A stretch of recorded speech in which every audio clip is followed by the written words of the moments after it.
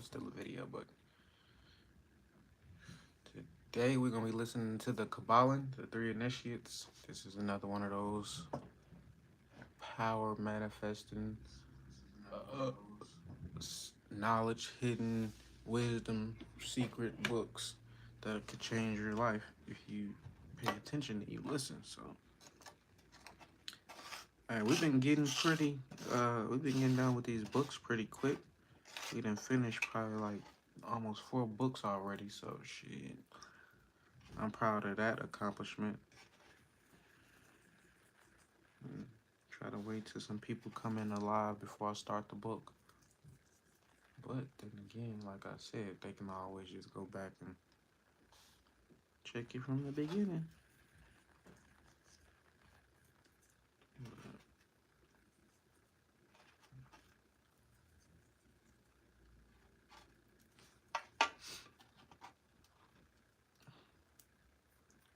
Everybody, I know it's Tuesday. Y'all ain't got shit to do.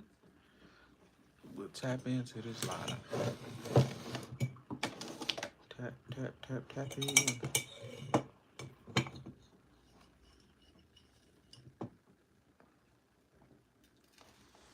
Fuck it, I can play the book instead of waiting on people to come in. Hopefully we have a smooth night. There's always some technical difficulties going on throughout the live, whether it's in the middle, end, or what. Put it back. Hopefully everything goes as planned and as smoothly as possible.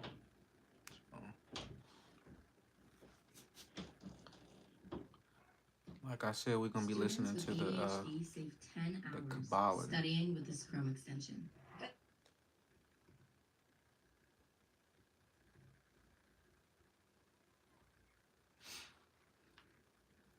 The Kybalion, a study of the hermetic philosophy of ancient Egypt and Greece, by 3 initiates.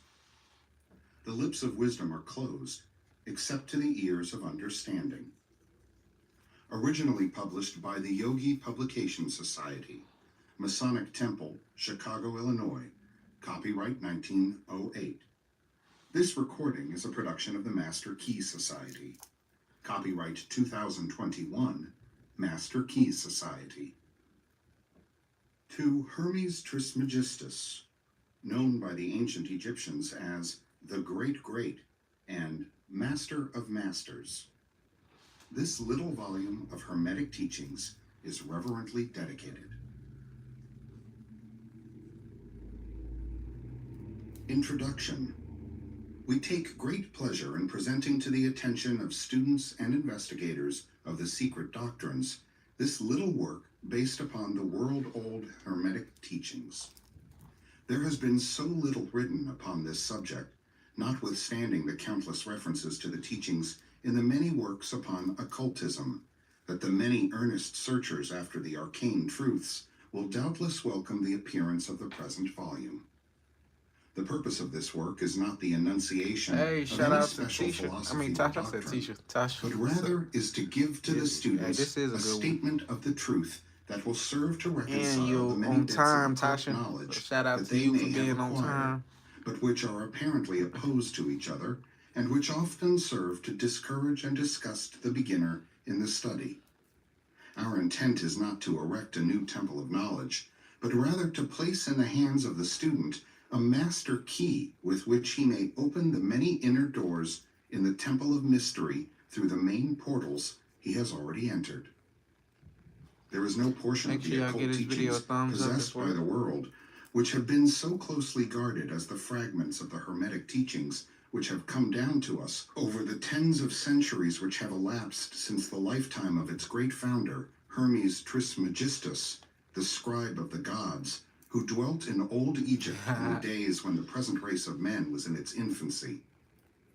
Contemporary with Abraham, and, if the legends be true, an instructor of that venerable sage, Hermes was, and is, the great central sun of occultism, whose rays have served to illumine the countless teachings which have been promulgated since his time. All the fundamental and basic teachings embedded in the esoteric teachings of every race may be traced back to Hermes. Even the most ancient teachings of India undoubtedly have their roots in the original Hermetic teachings. From the land of the Ganges, many advanced occultists wandered to the land of Egypt and sat at the feet of the master. From him they obtained the master key, which explained and reconciled their divergent views, and thus the secret doctrine was firmly established. From other lands also came the learned ones, all of whom regarded Hermes as the master of masters, and his influence was so great that in spite of the many wanderings from the path on the part of the centuries of teachers in these different lands, there may still be found a certain basic resemblance and correspondence which underlies the many and often quite divergent theories entertained and taught by the occultists of these different See, I lands hit that today. like button. The student of comparative religions will be able to perceive the influence of the Hermetic teachings in every religion worthy of the name, now known to man, whether it be a dead religion or one in full vigor in our own times. There is always a certain correspondence in spite of the contradictory features, and the Hermetic teachings act as the great reconciler. The life work of Hermes seems to have been in the direction of planting the great seed truth, which has grown and blossomed in so many strange forms, rather than to establish a school of philosophy which would dominate the world's thought. But nevertheless, the original truths taught by him have been kept intact in their original purity by a few men in each age, who, refusing great numbers of half-developed students and followers, followed the Hermetic custom and reserved their truth for the few who were ready to comprehend and master it. From lip to ear, the truth has been handed down among the few. There have always been a few initiates in each generation in the various lands of the earth who kept alive the sacred flame of the Hermetic teachings, and such have always been willing to use their lamps to relight the lesser lamps of the outside world, when the light of truth grew dim and clouded by reason of neglect, and when the wicks became clogged with foreign matter. There were always a few to tend faithfully the altar of the truth, upon which was kept alight the perpetual lamp of wisdom. These men devoted their lives to the labor of love, which the poet has so well stated in his lines.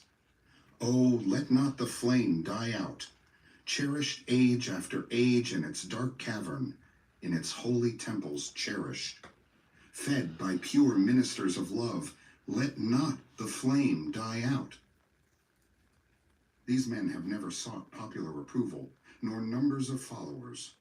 They are indifferent to these things, for they know how few there are in each generation who are ready for the truth, or who would recognize it if it were presented to them. They reserve the strong meat for men, while others furnish the milk for babes. They reserve their pearls of wisdom for the few elect who recognize their value and who wear them in their crowns instead of casting them before the materialistic, vulgar swine. Make sure y'all get this who would video a trample thumbs them in up. the I mud really and mix them appreciate with it. their And if you did disgusting already, mental food. thank you. But Hit that still, these subscribe men button have if you never haven't hit it already. forgotten or overlooked the original teachings of Nothing, Hermes hit that regarding button. the passing on of the words of truth to those ready to receive it, which teaching is stated in the Kybalion as follows. Where fall the footsteps of the master, the ears of those ready for his teaching open wide. And again, when the ears of the student are ready to hear, then cometh the lips to fill them with wisdom. But their customary attitude has always been strictly in accordance with the other Hermetic aphorism, also in the Kybalion. The lips of wisdom are closed, except to the ears of understanding. There are those who have criticized this attitude of the Hermetists, and who have claimed that they did not manifest the proper spirit in their policy of seclusion and reticence. But a moment's glance back over the pages of history will show the wisdom of the masters, who knew the folly of attempting to teach to the world that which it was neither ready or willing to receive. The Hermetists have never sought to be martyrs, and have instead sat silently aside with a pitying smile on their closed lips, while the heathen raged noisily about them in their customary amusement of putting to death and torture the honest but misguided enthusiasts who imagined that they could force upon a race of barbarians the truth capable of being understood only by the elect who had advanced along the path. And the spirit of persecution has not as yet died out in the land. There are certain hermetic teachings which, if publicly promulgated, would bring down Never upon heard the of this teachers one, a but I'm great in. You cry got of me last night with scorn the and Pope. Hey, revilement shout out for from you the coming back through multitude, prime who would time. again raise the For sure. cry This a of good one as well, though. crucify, crucify. In this little work, we have endeavored to give you an idea of the fundamental teachings of the Kybalion, striving to give you the working principles, leaving you to apply them yourselves, rather than attempting to work out the teaching in detail. If you are a true student, you will be able to work out and apply these principles. If not, then you must develop yourself into one, for otherwise the Hermetic teachings will be as words to you. The Three Initiates. Question. Would you build a Ah, website for a fuck. I major forgot I brand had ads with on more than this 200 million users? Chapter 1. The Hermetic Philosophy. The lips of wisdom are closed, except to the ears of understanding. The Kybalion. From old Egypt have come the fundamental esoteric and occult teachings which have so strongly influenced the philosophies of all races, nations, and peoples for several thousand years. Did y'all hear that? Like, the information from Egypt is what's been, like, actually, these elite, sort of quote unquote elites been going off of. They've been going off the hermetic and hermetic laws that was based off Egypt. So, like I said in one of my earlier lives, all that information, all the books we've been listening to, was originated, I ain't gonna say from black people, but they had the information first. And that's how it got out. Because motherfuckers started invading Egypt. They started invading all them other countries that had quote unquote secret wisdom and knowledge. And they just been studying it for themselves. That's how they was able to get on top. Shit. Black people stop studying, stop reading. Egypt, the home of the pyramids and the Sphinx, was the birthplace of the hidden wisdom and mystic teachings. From her secret doctrine, all nations have borrowed.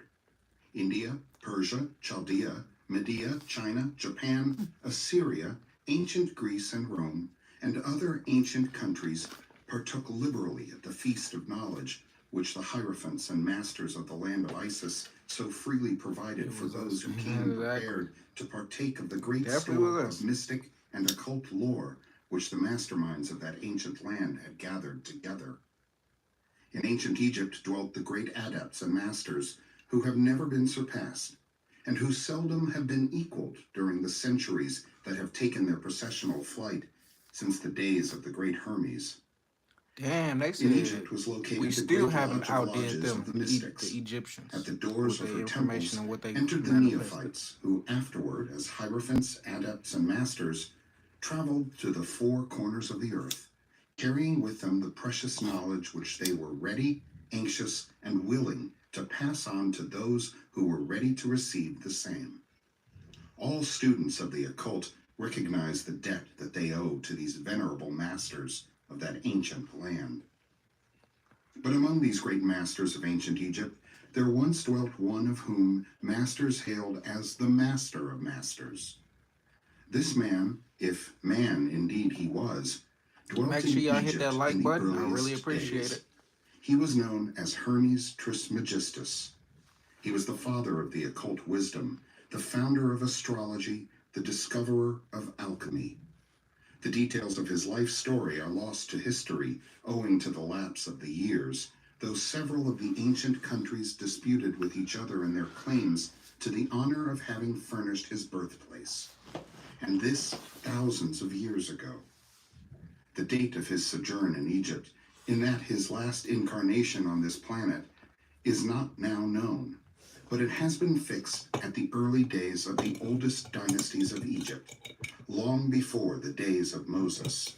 The best authorities regard him as a contemporary of Abraham, and some of the Jewish traditions go so far as to claim that Abraham acquired a portion of his mystic knowledge from Hermes himself.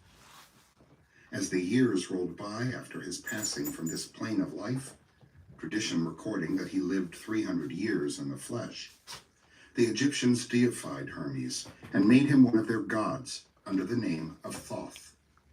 Years after, the people of ancient Greece also made him one of their many gods, calling him Hermes, the god of wisdom. The Egyptians revered his memory for many centuries. Yes. So if y'all was here like a few days ago, we listened to the book. What was that book called? Fuck. The Emerald Tablets of Thoth. This is the same person. They just have different name. Hermes is what they called him in Greece. Thoth Tahuti is what they called him in Egypt. So it's the same person, different books, but like the same message. So it's gonna be a lot of things that if you've been here for a couple of days, you probably already had heard it before. Not everything, but you're gonna hear a lot of repeating things. So this book is very powerful. That's why repetition is important. You got to keep rehearing things so it can get caught in your subconscious. Tens of centuries, calling him the scribe of the gods. Hey, shout out to and Brian, bestowing Aiden Leon. upon him distinctively his ancient title Trismegistus, which means the thrice great, the great great, the greatest great, etc. In all the ancient lands, the name of Hermes Trismegistus was revered, the name being synonymous with the fount of wisdom. Even to this day, we use the term hermetic in the sense of secret, sealed so that nothing can escape, etc. And this by reason of the fact that the followers of Hermes always observed the principle of secrecy in their teachings. They did not believe in casting pearls before swine, but rather held to the teaching milk for babes, meat for strong men, both of which maxims are familiar to readers of the Christian scriptures, but both of which had been used by the Egyptians for centuries before the Christian era. And this policy of careful dissemination of the truth has always characterized the Hermetics, even unto the present day. The Hermetic teachings are to be found in all lands, among all religions, but never identified with any particular country, nor with any particular religious sect. This because of the warning of the ancient teachers against allowing the secret doctrine to become crystallized into a creed. The wisdom of this caution is apparent to all students of history.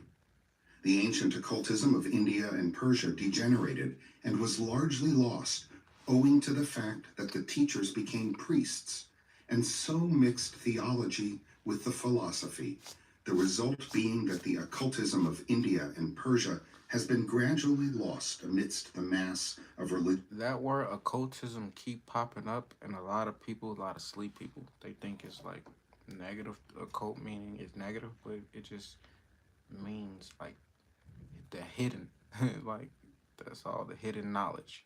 There's nothing evil about occultism or occult or fucking metaphysics. People think that shit is evil, but that's what the information really is. Superstition cults, creeds, and gods.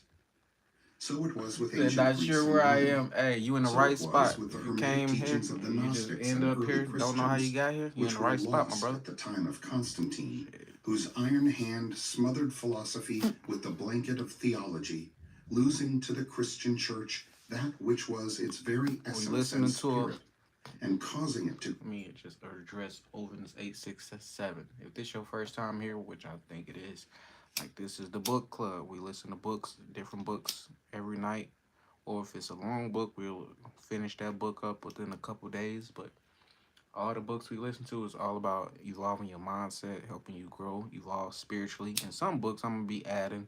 It's gonna be some fantasy books, gonna be some adventure books, suspense. I don't want to just be doing just one set of books. So it wasn't like Amazon just sold one book. They sold all books. So I'm trying to make my podcast the same as Amazon back in the day when it was like just about books. So That's why I'm doing all these live book club, and then when I get it overnight, I play books overnight. So last night I played Percy Jackson. That one kind of fucked up. So hopefully the next book I pick tonight that can play all the way through. But to answer your question, Oven, this is the book club. Shout out to coming for coming through. Group throughout several centuries before it found the way back to its ancient faith. The indications apparent to all Definitely, the careful title says it observers all. in this 20th century being that the church is now struggling to get back to its ancient mystic teachings. But there were always a few faithful souls who kept alive the flame, tending it carefully and not allowing its light to become extinguished. And thanks to these staunch hearts and fearless minds, we have the truth still with us. But it is not found in books to any great extent. It has been passed along from master to student, from initiate to hierophant, from lip to ear. When it was written down at all, its meaning was veiled in terms of alchemy and astrology, so that only those possessing the key could read it aright. This was made necessary in order to avoid the persecutions of the theologians of the Middle Ages, who fought the secret doctrine with fire and sword, stake, gibbet, and cross. Even to this day, there will be found but few reliable books on the Hermetic philosophy, although there are countless references to it in many books written on various phases of occultism. And yet, the Hermetic philosophy is the only master key which will open all the doors of the occult teachings. In the early days, there was a compilation of certain basic Hermetic doctrines, passed on from teacher to student, which was known as the Kybalion, the exact significance and meaning of the term having been lost for several centuries. This teaching, however, is known to many to whom it has descended, from mouth to ear, on and on, throughout the centuries. Its precepts have never been written down or printed, so far as we know. Shit, It I'm was reading it merely a now. collection of maxims, axioms, and precepts, which were non-understandable to outsiders, but which were readily understood by students after the axioms, maxims, and precepts had been explained and exemplified by the hermetic initiates to their neophytes. These teachings really constituted the basic principles of the art of hermetic alchemy, which, contrary to the general belief, dealt in the mastery of mental forces rather than material elements, the transmutation of one kind of mental vibrations into others, instead of the changing of one kind of metal into another. The legends of the philosopher's stone, which would turn base metal into gold, was an allegory relating to Hermetic philosophy, readily understood by all students Be right of back. true Hey, they'll be here Hermeticism. when you get back. In this little book, of which this is the first lesson, we invite our students to examine into the Hermetic teachings as set forth in the Kybalion and as explained by ourselves, humble students of the teachings, who, while bearing the title of initiates, are still students at the feet of Hermes, the Master. We herein give you many of the maxims, axioms, and precepts of the Kybalion, accompanied by explanations and illustrations which we deem likely to render the teachings more easily comprehended by the modern student, particularly as the original text is purposely veiled in obscure terms. The original maxims, axioms, and precepts of the Kybalion are printed herein in quotation marks, the proper credit being given. Our own work is printed in the regular way, in the body of the work. We trust that the many students to whom we now offer this little work will derive as much benefit from the study of its pages as have the many who have gone on before, treading the same path to mastery throughout the centuries that have passed since the times of Hermes Trismegistus, the master of masters, the great. In the words of the Kybalion, where fall the footsteps of the master, the ears of those ready for his teaching open wide. The Kybalion. When the ears of the student are ready to hear, then cometh lips to fill them with wisdom. The Kybalion. That's the term. So When the that, when the student is ready, the teacher appears. Like a lot of the books that I came across, it didn't come across like an actual person coming and give me the books to read, but it was like once I studied the subject a lot, like the law of attraction, uh, I was spiritually evolved to the next step, and then there came the Kybalion, the initiates, the hermetic laws. Then came Bobby Hemmett, like shit. And then that's some information right there, like that'll go over people's head. But hopefully one day we can get into that. I don't know if it'll be part of the well, it can be a part of the book club because that's what he does. He gives people information and he gives them the book to like do their own research. So that's why I got these books as well. So shit, you can read these or listen to them on your own and get your own understanding and like just learn for yourself. To the teachings, the passage of this book to those ready for the instruction will attract the attention of such as are prepared to receive the teaching. And likewise, when the pupil is ready to receive the truth, then will this little book come to him or her. Such is the law. The hermetic principle of cause and effect, in its aspect of the law of attraction, will bring lips and ear together, Just mention a law. pupil and book in company. So mote it be. Yeah, I'm gonna call it right now. I think I found the single biggest product that we have of 2021. It's this Because it's an ad, my bad, y'all. I'm not Chapter listening 2, to this book on my the 7 main hermetic YouTube channel. principles. The principles of truth are 7. He who knows these understandingly possesses the magic key before whose touch all the doors of the temple fly open. The Kybalion. The 7 hermetic principles upon which the entire hermetic philosophy is based are as follows. 1. The principle of mentalism. 2. The principle of correspondence. 3. The principle of vibration. 4. The principle of polarity. 5. The principle of rhythm. 6. The principle of cause and effect. 7. The principle of gender. These 7 principles will be discussed and explained as we proceed with these lessons. A short explanation of each, however, may as well be given at this point. 1. The principle of mentalism. The all is mind. The universe is mental. The Kybalion. This principle embodies the truth that all is mind. It explains that the all, which is the substantial reality underlying all the outward manifestations and appearances which we know under the terms of the material universe, the phenomena of life, matter, energy, and in short, all that is apparent to our material senses, is spirit, which in itself is unknowable and undefinable, but which may be considered and thought of as an universal, infinite, living mind. It also explains that all the phenomenal world or universe is simply a mental creation of the all, subject to the laws of created things, and that the universe as a whole, and in its parts or units, has its existence in the mind of the all, in which mind we live and move and have our being. This principle, by establishing the mental nature of the universe, easily explains all of the varied mental and psychic phenomena that occupy such a large portion of the public attention, and which, without such explanation, are non-understandable and defy scientific treatment. An understanding of this great hermetic principle of mentalism enables the individual to readily grasp the laws of the mental universe, and to apply the same to his well-being and advancement. The hermetic student is enabled to apply intelligently the great mental laws instead of using them in a haphazard manner.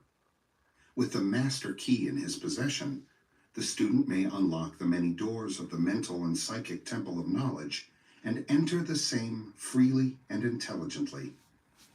This principle explains the true nature of energy, power, and matter, and why and how all these are subordinate to the mastery of mind.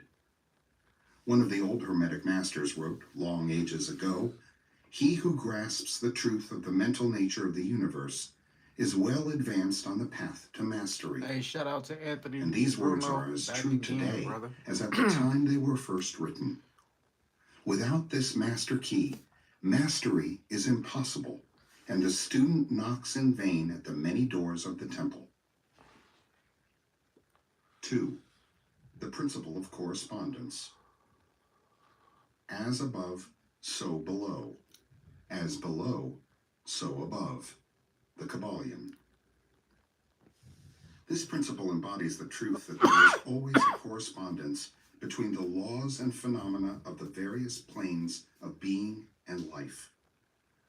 The old hermetic axiom ran in these words: as above, so below; as below, so above. And the grasping of this principle gives one the means of solving many a dark paradox and hidden secret of nature.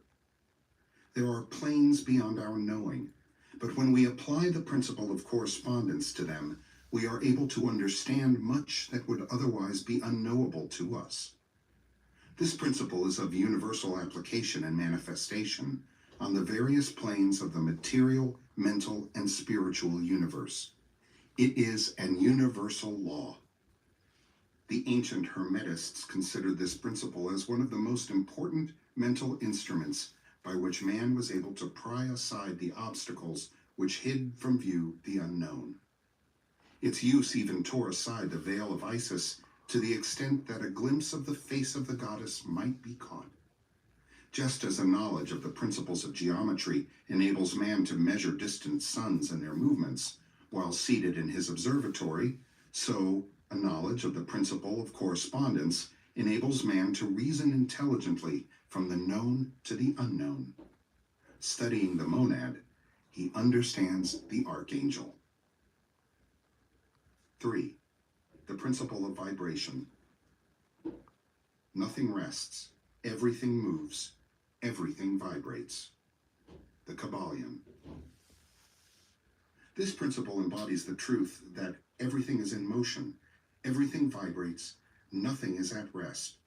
Facts which modern science endorses and which each new scientific discovery tends to verify. And yet this hermetic principle was enunciated thousands of years ago by the masters of ancient Egypt. This principle explains that the differences between different manifestations of matter, energy, mind, and even spirit result largely from varying rates of vibration. From the all, which is pure spirit, down to the grossest form of matter, all is in vibration.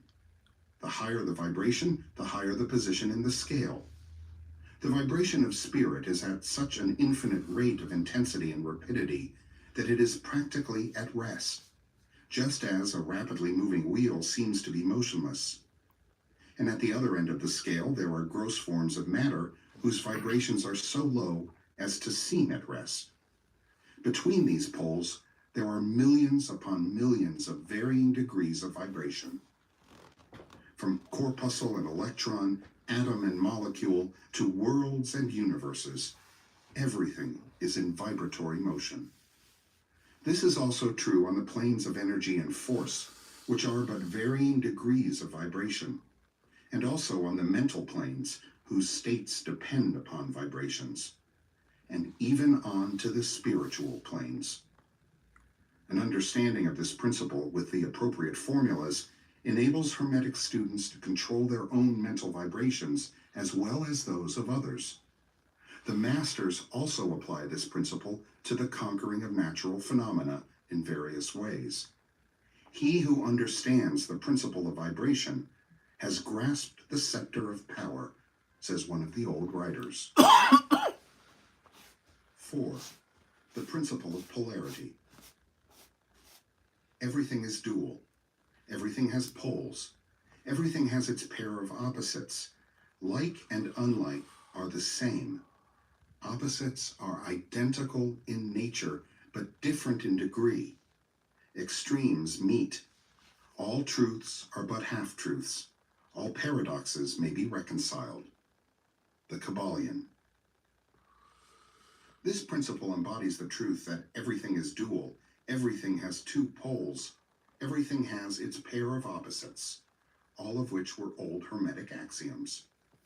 It explains the old paradoxes that have perplexed so many, which have been stated as follows.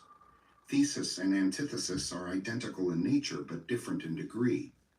Opposites are the same, differing only in degree. The pairs of opposites may be reconciled. Extremes meet. Everything is and isn't at the same time. All truths are but half-truths. Every truth is half false. There are two sides to everything, etc., etc., etc.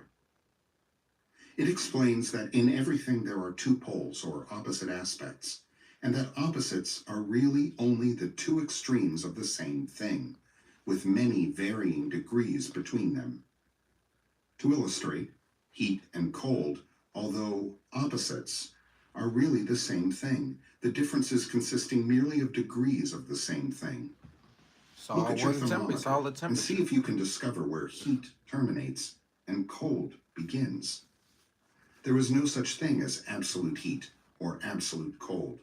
The two terms heat and cold simply indicate varying degrees of the same thing, and that same thing Shit, which love and hate. manifests That's as all heat part of the and cold same is merely a spectrum. form, variety, and rate of vibration. So heat and cold are simply the two poles of that which we call heat, and the phenomena attendant thereupon are manifestations of the principle of polarity. The same principle manifests in the case of light and darkness, which are the same thing, the difference consisting of varying degrees between the two poles of the phenomena. Where does darkness leave off and light begin? What is the difference between large and small, between hard and soft, between black and white, between sharp and dull, between noise and quiet, between high and low? The principle of polarity explains these paradoxes, and no other principle can supersede it. The same principle operates on the mental plane. Let us take a radical and extreme example, that of love and hate, two mental states apparently totally different. And yet, there are degrees of hate and degrees of love, and a middle point in which we use the terms like or dislike, which shade into each other so gradually that sometimes we are at a loss to know whether we like or dislike, or neither. And all are simply degrees of the same thing, as you will see if you will but think a moment. And more than this, and considered of more importance by the Hermetists, it is possible to change the vibrations of hate to the vibrations of love in one's own mind and in the minds of others. Many of you who read these lines have had personal experiences of the involuntary rapid transition from love to hate, and the reverse, in your own case and that of others. And you will therefore realize the possibility of this being accomplished by the use of the will, by means of the Hermetic formulas. Good and evil are but the poles of the same thing, and the Hermetist understands the art of transmuting evil into good by means of an application of the principle of polarity. In short, the art of polarization becomes a phase of mental alchemy known and practiced by the ancient and modern Hermetic masters. An understanding of the principle will enable one to change his own polarity as well as that of others if he will devote the time and study necessary to master the art. 5. The principle of rhythm. Everything flows out and in. Everything has its tides. All things rise and fall. The pendulum swing manifests in everything. The measure of the swing to the right is the measure of the swing to the left. Rhythm compensates. The Kybalion. This principle embodies the truth that in everything there is manifested a measured motion, to and fro, a flow and inflow, a swing backward and forward, a pendulum-like movement, a tide-like ebb and flow, a high tide and low tide. Between the two poles which exist in accordance with the principle of polarity described a moment ago. There is always an action and a reaction, an advance and a retreat, a Make sure rising y'all hit that and a like button if sinking. you haven't already. This is in the affairs of the universe, suns, worlds, men, animals, mind, energy, and matter. This law is manifest in the creation and destruction of worlds, in the rise and fall of nations, in the life of all things, and finally in the mental states of man. And it is with this latter that the Hermetists find the understanding of the principle most important. The Hermetists have grasped this principle, finding its universal application, and have also discovered certain means to overcome its effects in themselves by the use of the appropriate formulas and methods. They apply the mental law of neutralization. They cannot annul the principle or cause it to cease its operation, but they have learned how to escape its effects upon themselves to a certain degree depending upon the mastery of the principle. They have learned how to use it instead of being used by it. In this and similar methods consists the art of the Hermetists. The master of Hermetics polarizes himself at the point at which he desires to rest, and then neutralizes the rhythmic swing of the pendulum, which would tend to carry him to the other pole. All individuals who have attained any degree of self-mastery do this to a certain degree, more or less unconsciously. But the master does this consciously and by the use of his will, and attains a degree of poise and mental firmness almost impossible of belief on the part of the masses who are swung backward and forward like a pendulum.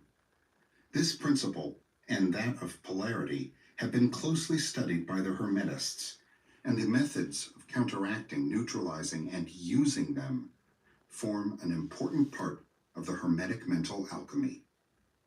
6. The principle of cause and effect. Every cause has its effect. Every effect has its cause. Everything happens according to law. Chance is but a name for law not recognized. There are many planes of causation, but nothing escapes the law. The Kybalion. This principle embodies the fact that there is a cause for every effect, an effect from every cause. It explains that everything happens according to law, that nothing ever merely happens, that there is no such thing as chance, that while there are various planes of cause and effect, the higher dominating the lower planes, still nothing ever entirely escapes the law. The Hermetists understand the art and methods of rising above the ordinary plane of cause and effect to a certain degree, and by mentally rising to a higher plane, they become causers instead of effects. The masses of people are carried along, obedient to environment, the wills and desires of others stronger than themselves.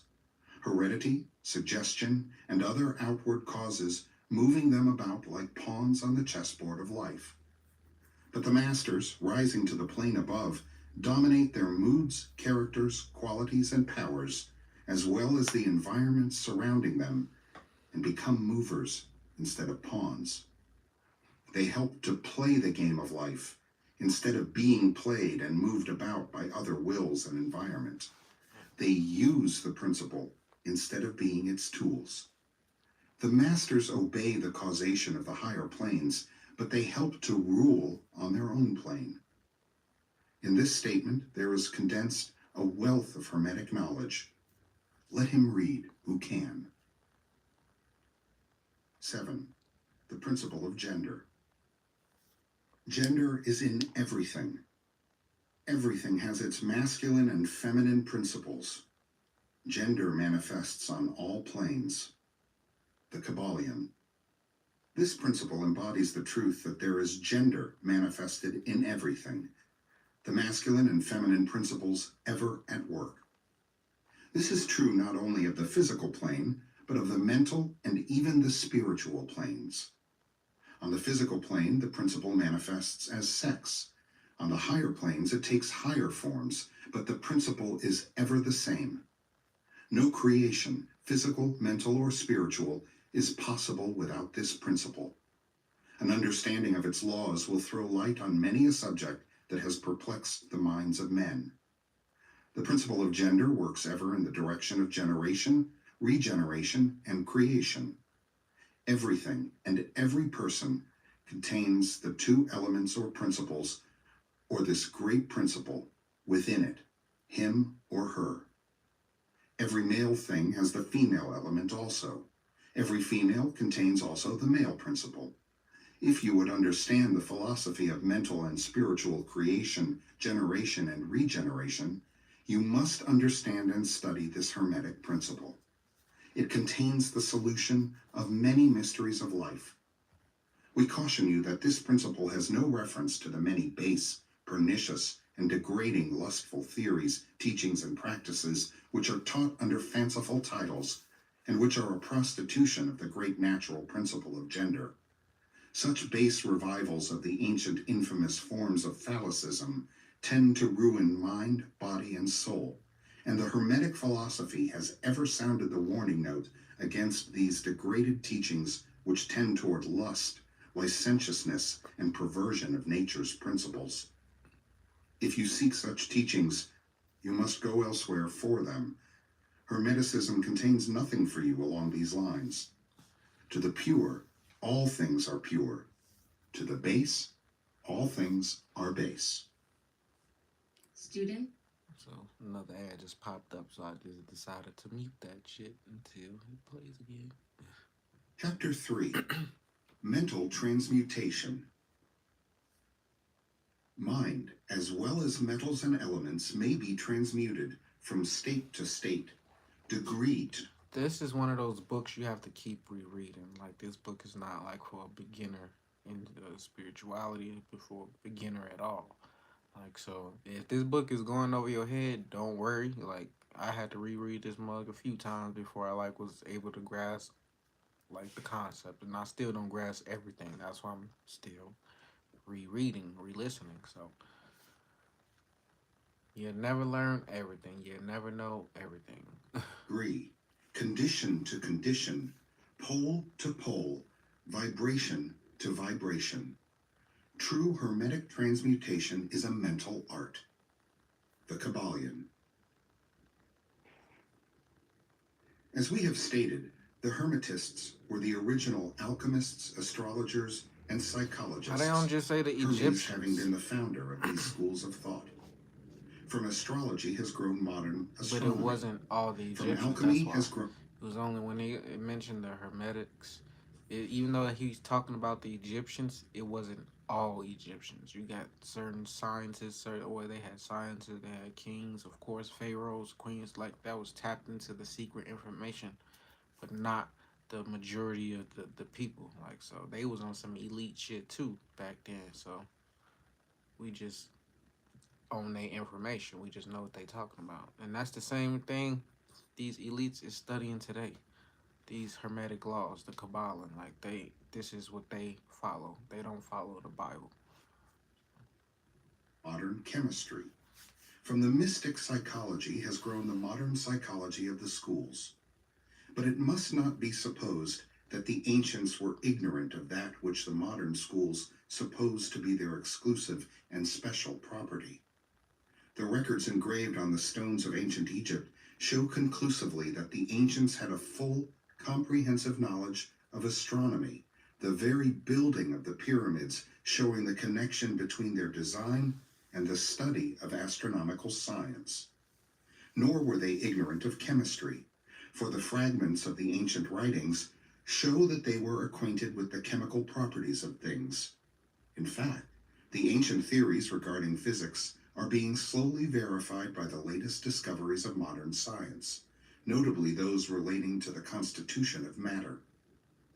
Nor must it be supposed that they were ignorant of the so-called modern discoveries in psychology. On the contrary, the Egyptians were especially skilled in the science of psychology, particularly in the branches that the modern schools ignore, but which, nevertheless, are being uncovered under the name of psychic science, which is perplexing the psychologists of today and making them reluctantly admit that there may be something in it after all. The truth is that beneath the material chemistry, astronomy, and psychology, that is, the psychology in its phase of brain action, the ancients possessed a knowledge of transcendental astronomy called astrology, of transcendental chemistry called alchemy, of transcendental psychology called mystic psychology. They possessed the inner knowledge as well as the outer knowledge, the latter alone being possessed by modern scientists. Among the many secret branches of knowledge possessed by the Hermetists, See, scientists today focus on the outside, what's on the outside. They focus on the stars. I mean, Egyptians did back then, but they also focused on the inner. Like, so that's what we focus on, like the mind, the mental, the psyche, the third eye, the crown chakra. Like, that's what the Egyptians was on. Scientists today, like he said, they're slowly starting to verify, like, that what they saying is true. Uh, Man, that was a text message that I got. Hold on, y'all. I'm about to play this book. was that known as mental transmutation, which Gotta reply forms to the my wife. subject matter of this lesson. Transmutation is a term usually employed to designate the ancient art of the transmutation of metals, particularly of the base metals, into gold. The word transmute means to change from one nature, form, or substance into another, to transform. Webster. And accordingly, mental transmutation means the art of changing and transforming mental states, forms, and Make sure y'all conditions get this video into thumbs others. up if you haven't already. So you may see that mental Nothing to hit that button. transmutation is the art of mental chemistry, if you like the term, a form of practical mystic psychology. But this means far more than appears on the surface. Transmutation, alchemy, or chemistry on the mental plane is important enough in its effects, to be sure, and if the art stopped there, it would still be one of the most important branches of study known to man. But this is only the beginning. Let us see why. The first of the 7 hermetic principles is the principle of mentalism, the axiom of which is the all is mind, the universe is mental, which means that the underlying reality of the universe is mind, and the universe itself is mental, that is, existing in the mind of the all. We shall consider this principle in succeeding lessons, but let us see the effect of the principle if it be assumed to be true. If the universal is mental in its nature, then mental transmutation must be the art of changing the conditions of the universe along the lines of matter, force, and mind. So you see, therefore, that mental transmutation is really the magic of which the ancient writers had so much to say in their mystical works, and about which they gave so few practical instructions. If all be mental, then the art which enables one to transmute mental conditions must render the master the controller of material conditions as well as those ordinarily called mental. As a matter of fact, none but advanced mental alchemists have been able to attain the degree of power necessary to control the grosser physical conditions, such as the control of the elements of nature, the production or cessation of tempests, the production and cessation of earthquakes, and other great physical phenomena. But that such men have existed, and do exist today, is a matter of earnest belief to all advanced occultists of all schools. That the masters exist and have these powers, the best teachers assure their students, having had experiences which justify them in such belief and statements. These masters do not make public exhibitions of their powers, but seek seclusion from the crowds of men in order to better work their way along the path of attainment. We mention their existence at this point merely to call your attention to the fact that their power is entirely mental and operates along the lines of the higher mental transmutation under the hermetic principle of mentalism. The universe is mental, the Kybalion. But students and hermetists of lesser degree than masters, the initiates and teachers, are able to freely work along the mental plane in mental transmutation. In fact, all that we call psychic phenomena, mental influence, mental science, new thought phenomena, etc., operates along the same general lines, for there is but one principle involved, no matter by what name the phenomena be called. The student and practitioner of mental transmutation works among the mental plane, transmuting mental conditions, states, etc., into others, according to various formulas more or less efficacious.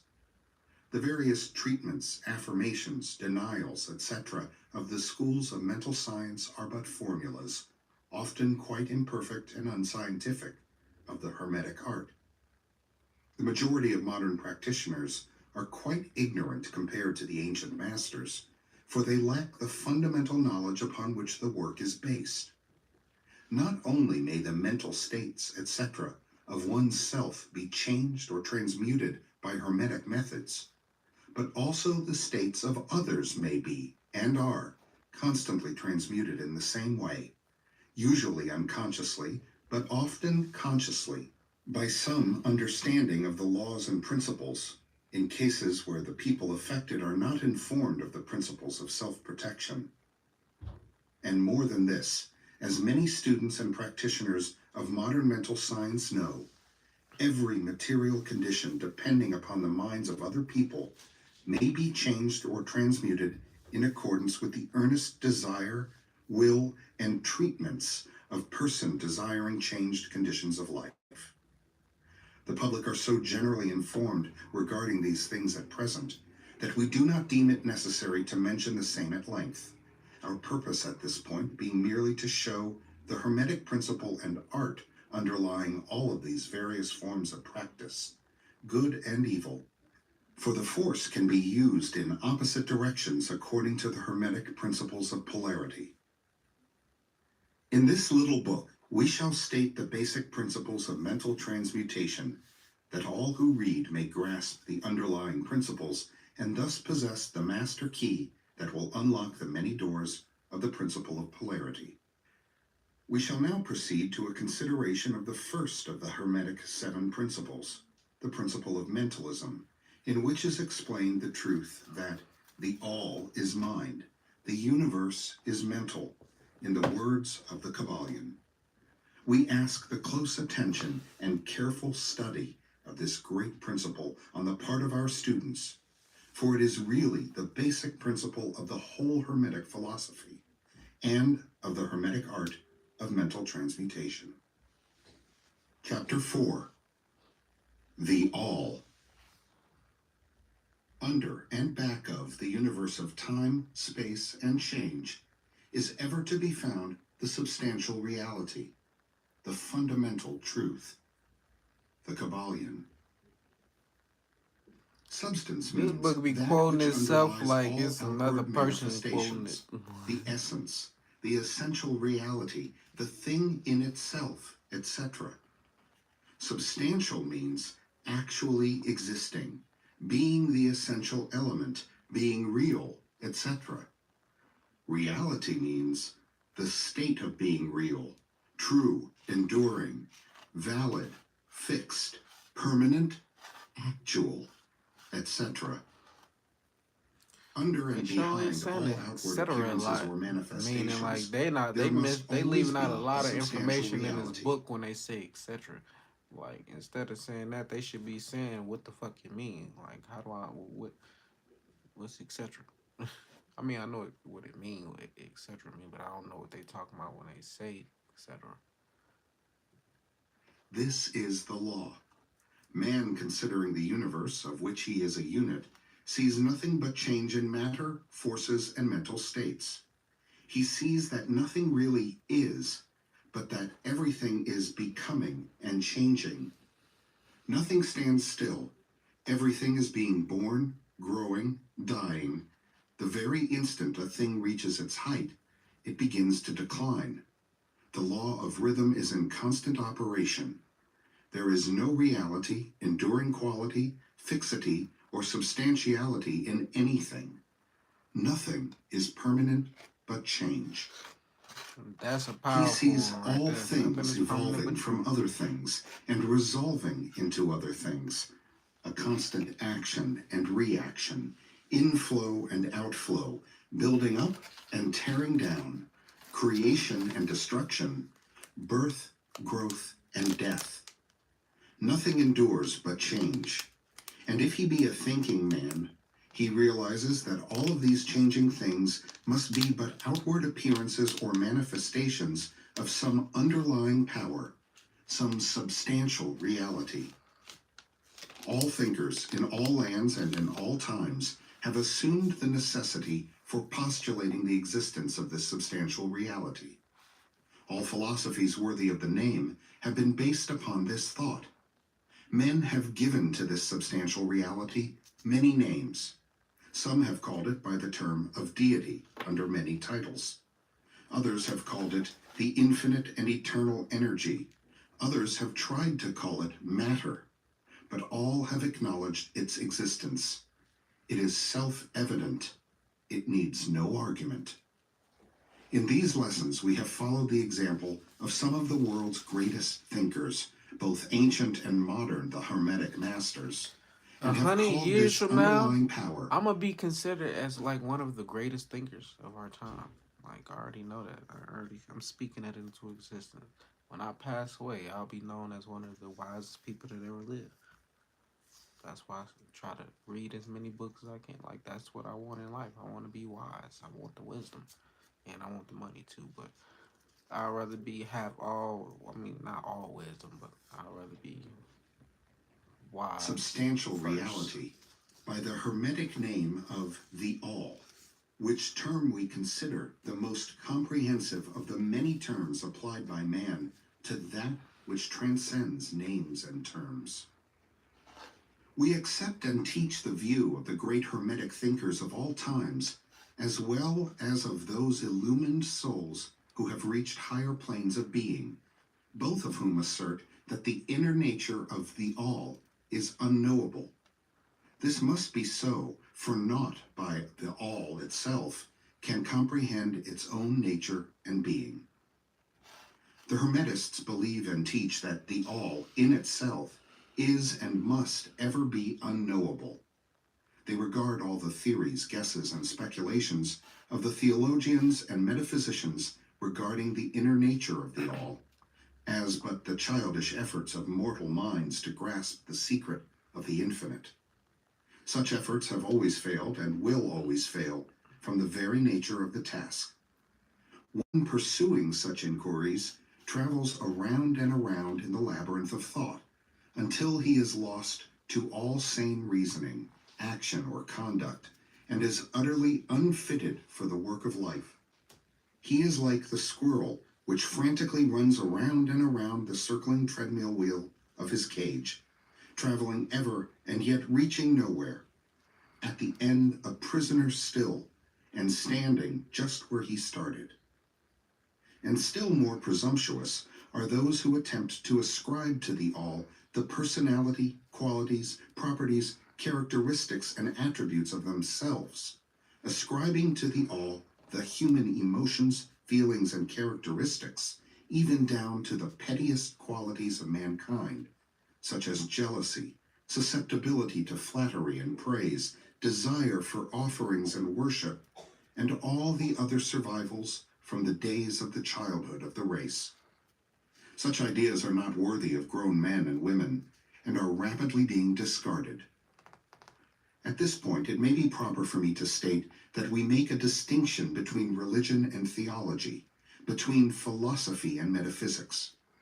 Religion to us means that intuitional realization of the existence of the All and one's relationship to it, while theology means the attempts of men to ascribe personality, qualities, and characteristics to it, their theories regarding its affairs, will, desires, plans, and designs, and their assumption of the office of middle men between the All and the people. Philosophy to us means the inquiry after knowledge of things knowable and thinkable, while metaphysics means the attempt to carry the inquiry over and beyond the boundaries and into regions unknowable and unthinkable, and with the same tendency as that of theology.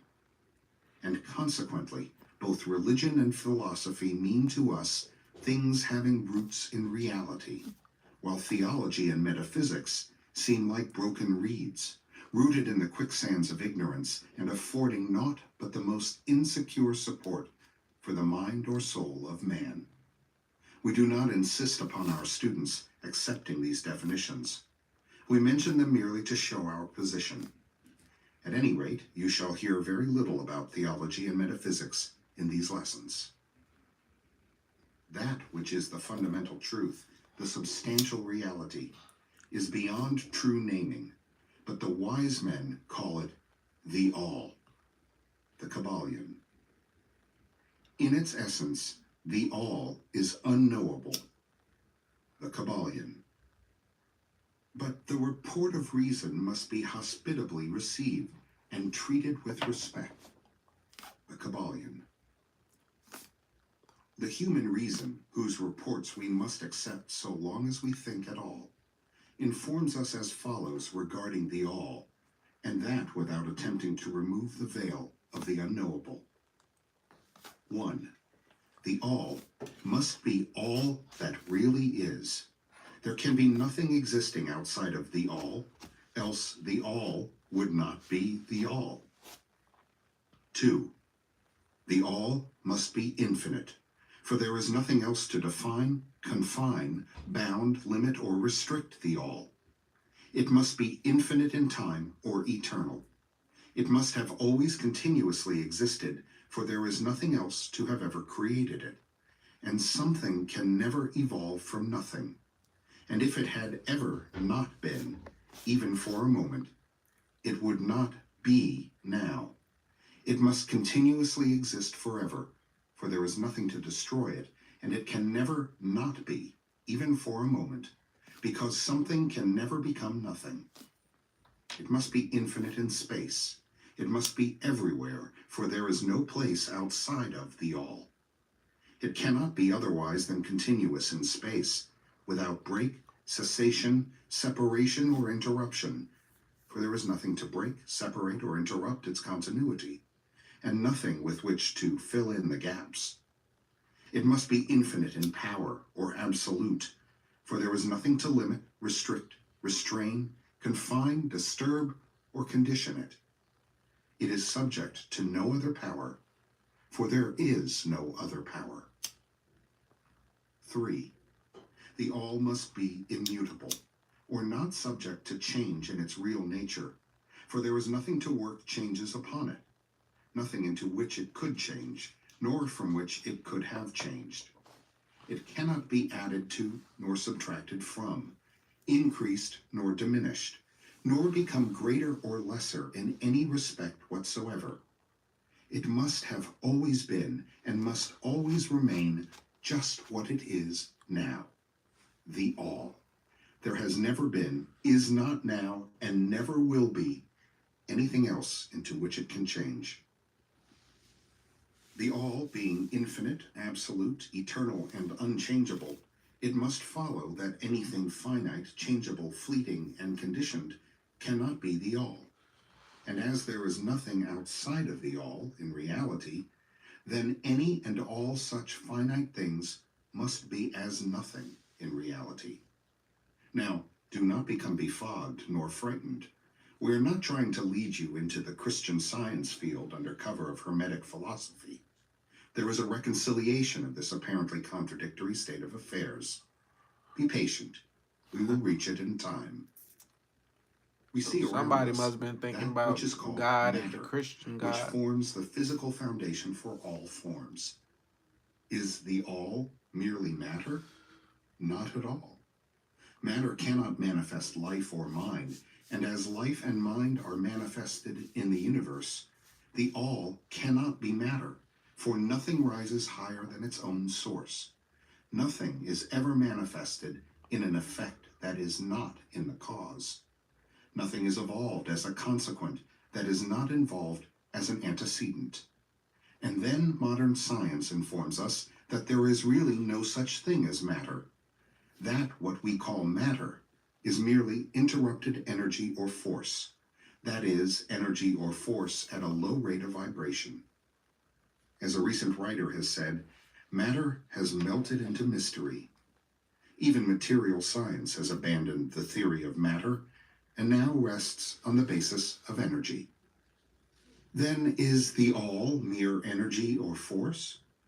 Not energy or force as the materialists use the terms, for their energy and force are blind, mechanical things, devoid of life or mind. Life and mind can never evolve from blind energy or force, for the reason given a moment ago. Nothing can rise higher than its source. Nothing is evolved unless it is involved. Nothing manifests in the effect unless it is in the cause. And so the all cannot be mere energy or force, for if it were, then there would be no such things as life and mind in existence, and we know better than that, for we are alive and using mind to consider this very question, and so are those who claim that energy or force is everything. What is there then higher than matter or energy that we know to be existent in the universe? Life and mind. Life and mind in all their varying degrees of unfoldment. Then, you ask, do you mean to tell us that the all is life and mind? Yes and no is our answer. If you mean life and mind as we poor petty mortals know them, we say no, the all is not that. But what kind of life and mind do you mean, you ask? The answer is living mind, as far above that which mortals know by those words, as life and mind are higher than mechanical forces or matter, infinite living mind as compared to finite life and mind. We mean that which the illumined souls mean when they reverently pronounce the word spirit. The all is infinite living mind. The illumined call it spirit. Another ad popping up for these next 3, 2, 1. Here we go. Back to the video. 5. The mental universe. The universe is mental, held in the mind of the all. The Kybalion. The all is spirit. But what is spirit?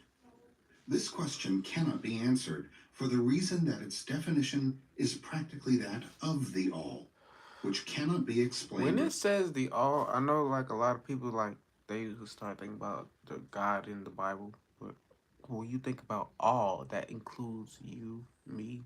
Like we're all part of the all. It's nothing outside of you. There's nothing above you. There's nothing judging you. It's you. It's all you. You are the universe. Find. Spirit is simply a name that men give to the highest conception of infinite living mind. It means the real essence. It means living mind, as much superior to life and mind as we know them, as the latter are superior to mechanical energy and matter. Spirit transcends our understanding, and we use the term merely that we may think or speak of the all. For the purposes of thought and understanding, we are justified in thinking of spirit as infinite living mind, at the same time acknowledging that we cannot fully understand it. We must either do this or stop thinking of the matter at all. Let us now proceed to a consideration of the nature of the universe. Stop trying to figure it out. Parts. That's what I got out of What that. is the universe? We have seen that there can be nothing outside of the all. Then is the universe the all? No, this cannot be, because the universe seems to be made up of many and is constantly changing, and in other ways it does not measure up to the ideas that we are compelled to accept regarding the all, as stated in our last lesson. Then if the universe be not the all, then it must be nothing. Such is the inevitable conclusion of the mind at first thought. But this will not satisfy the question, for we are sensible of the existence of the universe. Then if the universe is neither the all nor nothing, what can it be? Let us examine this question. If the universe exists at all, or seems to exist, it must proceed in some way from the all. It must be a creation of the all.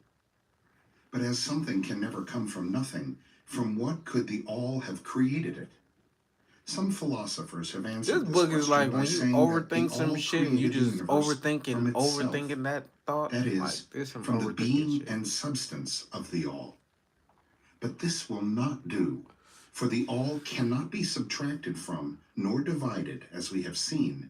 And then again, if this be so, would not each particle in the universe be aware of its being the all? The all could not lose its knowledge of itself, nor actually become an atom, or blind force, or lowly living thing. Some men, indeed, realizing that the all is indeed all, and also recognizing that they, the men, existed, have jumped to the conclusion that they and the all were identical, and they have filled the air with shouts of, "I am God," to the amusement of the multitude and the sorrow of sages. The claim of the corpuscle that "I am man" would be modest in comparison. But what indeed is the universe, if it be not the all, not yet created by the all, having separated itself into fragments? What else can it be? Of what else can it be made? This is the great question. Let us examine it carefully. We find here that the principle of correspondence, see Lesson 1, comes to our aid here. The old hermetic axiom, as above, so below, may be pressed into service at this point. Right? Let us endeavor to get a glimpse of the workings on higher planes by examining those on our own.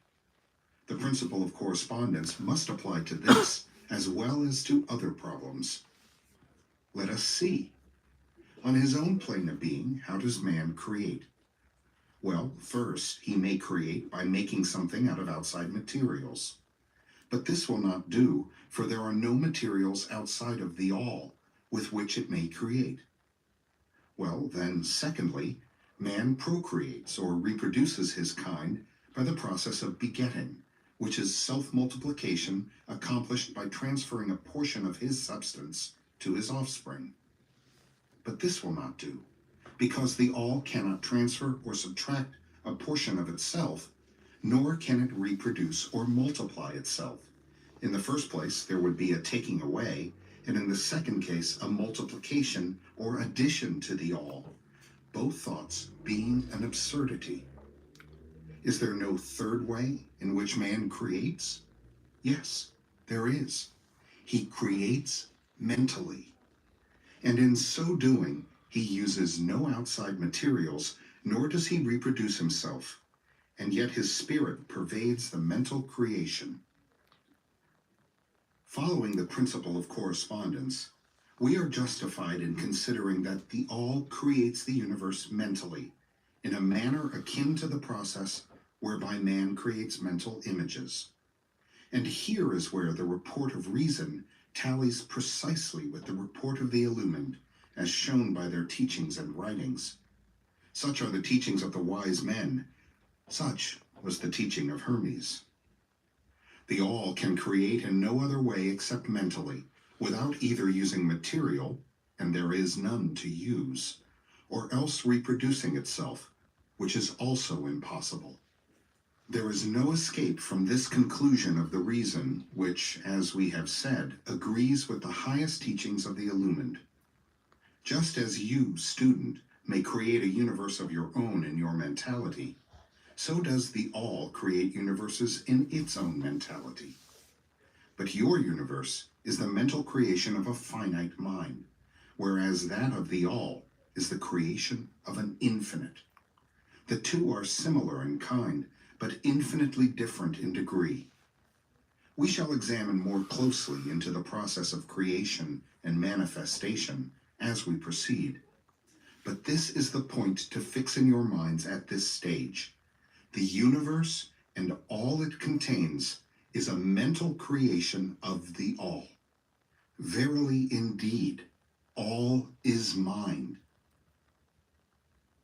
The all creates in its infinite mind countless universes, which exist for aeons of time. And yet, to the all, the creation, development, decline, and death of a million universes is as the time of the twinkling of an eye. The Kybalion. The infinite mind of the all is the womb of universes. The Kybalion. The principle of gender, see Lesson 1 and other lessons to follow, is manifested on all planes of life, material, mental, and spiritual. But as we have said before, gender does not mean sex. Sex is merely a material manifestation of gender. Gender means relating to generation or creation. And wherever anything is generated or created on any plane, the principle of gender must be manifested. And this is true even in the creation of universes. Now, do not jump to the conclusion that we are teaching that there is a male and female God or creator. That idea is merely a distortion of the ancient teachings on the subject. The true teaching is that the all, in itself, is above gender, as it is above every other law, including those of time and space. It is the law from which the laws proceed, and it is not subject to them. But when the all manifests on the plane of generation or creation, then it acts according to law and principle, for it is moving on a lower plane of being. And consequently, it manifests the principle of gender in its masculine and feminine aspects, on the mental plane, of course.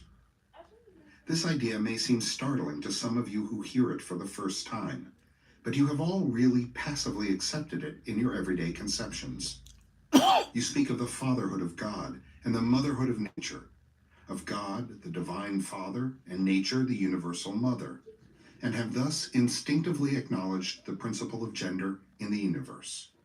Is this not so? But the hermetic teaching does not imply a real duality. The all is one. The two aspects are merely aspects of manifestation. The teaching is that the masculine principle, manifested by the all, stands, in a way, apart from the actual mental creation of the universe. It projects its will toward the feminine principle, which may be called nature, whereupon the latter begins the actual work of the evolution of the universe from simple centers of activity on to man, and then on and on, still higher, all according to well-established and firmly enforced laws of nature. If you prefer the old figures of thought, you may think of the masculine principle as God, the Father, and of the feminine principle as nature, the universal mother, from whose womb all things have been born. This is more than a mere poetic figure of speech. It is an idea of the actual process of the creation of the universe.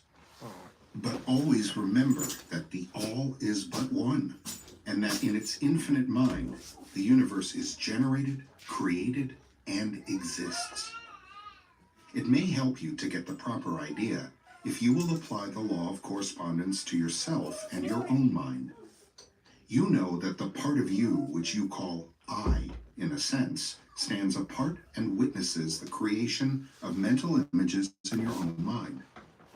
The part of your mind in which the mental generation is accomplished may be called the me, in distinction from the I, which stands apart and witnesses and examines the thoughts, ideas, and images of the me. As above, so below. Remember, and the phenomena of one plane may be employed to solve the riddles of higher or lower planes. Is it any wonder that you, the child, feel that instinctive reverence for the all, which feeling we call religion, that respect and reverence for the Father mind? Is it any wonder that, when you consider the works and wonders of nature, you are overcome with a mighty feeling which has its roots away down in your inmost being?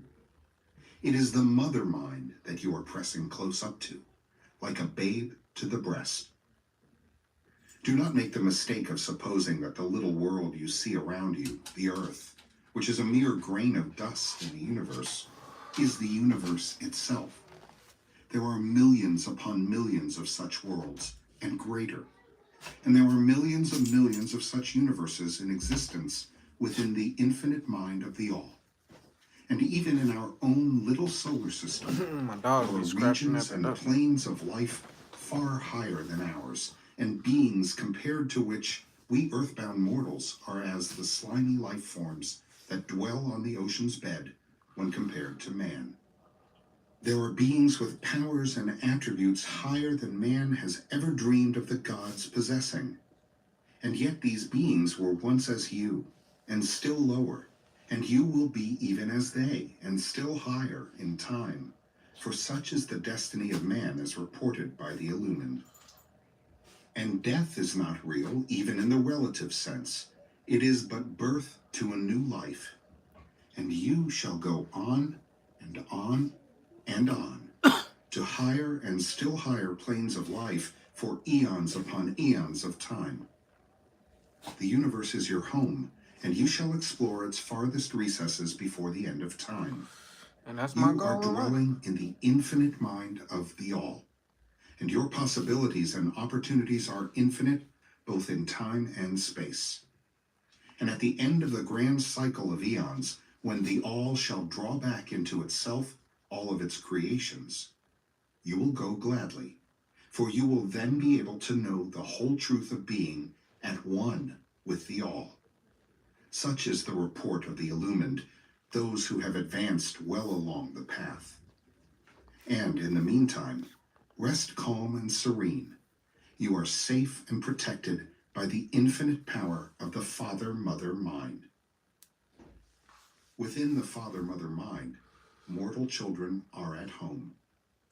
The Kybalion. There is not one who is fatherless nor motherless in the universe. The Kybalion. Students with ADHD save 10 hours.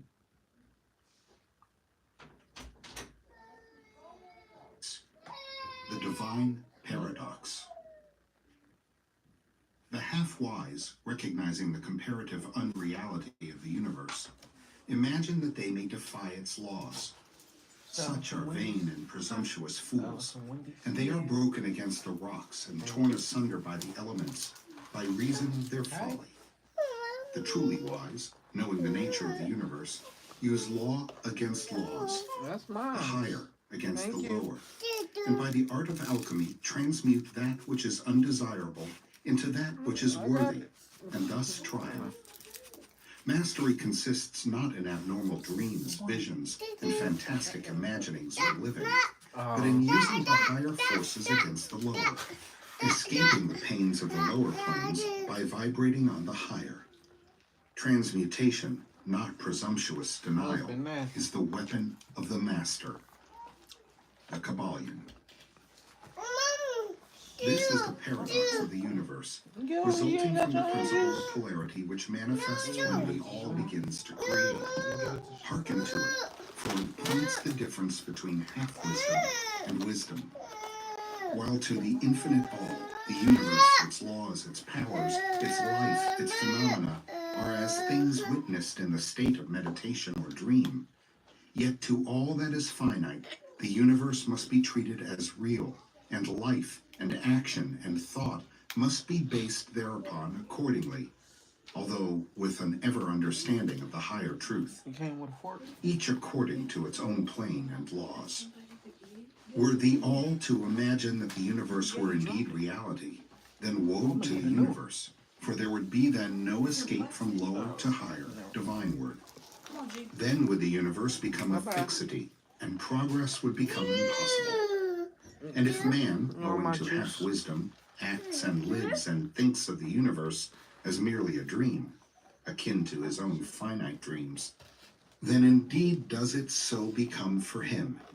And like a sleepwalker, he stumbles ever around and around in a circle, making no progress, and being forced into an awakening at last by his falling, bruised and bleeding, over the natural laws which he ignored. Keep your mind ever on the star, but let your eyes watch over your footsteps, lest you fall into the mire by reason of your upward thoughts, that while the universe is not, still it is, Remember ever the two poles of truth, the absolute and the relative. Beware of half-truths.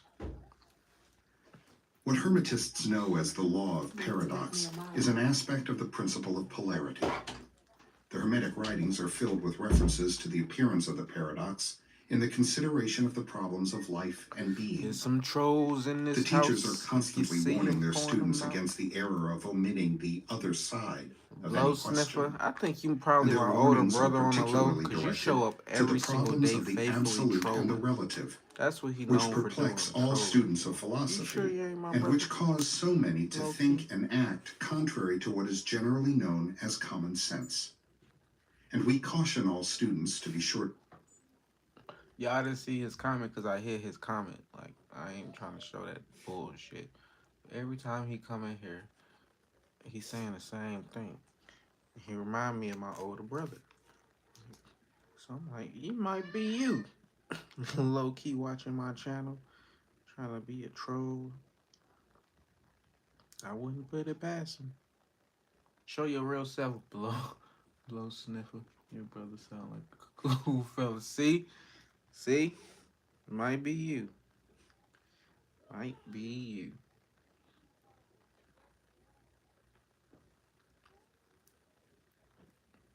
But you show up and listening to these books, so no matter what you say in the chat, you still getting game. So it really don't matter. If you say some bullshit, YouTube gonna automatically hide it anyway. So I ain't even tripping. Grasp the divine paradox. Make sure you like that video, by the way, because I seen you come in and the like didn't go up. So if you gonna comment some bullshit, make sure you like this video. Of the absolute and relative, lest they become entangled in the mire of the half-truth. And the fact that you With said this in view, sounds like a cool fella and his name is CJ So Cool, you just probably blew your cover. this particular lesson has been written. Read it carefully. The first thought that comes to the thinking man after he realizes the truth that the universe is a mental creation of the all is that the universe and all that it contains is a mere illusion, an unreality, against which idea his instincts revolt. But this, like all other great truths, must be considered both from the absolute and the relative points of view. From the absolute viewpoint, of course, the universe is in the nature of an illusion, a dream, Don't mind me a eating salad on camera. phantasmagoria, as compared to I the haven't ate all dinner yet. itself. We recognize this even in our ordinary view, for we speak of the world as a fleeting show that comes and goes, is born and dies, for the element of impermanence and change, finiteness and unsubstantiality must ever be connected with the idea of a created universe when it is contrasted with the idea of the all, no matter what may be our beliefs concerning the nature of both.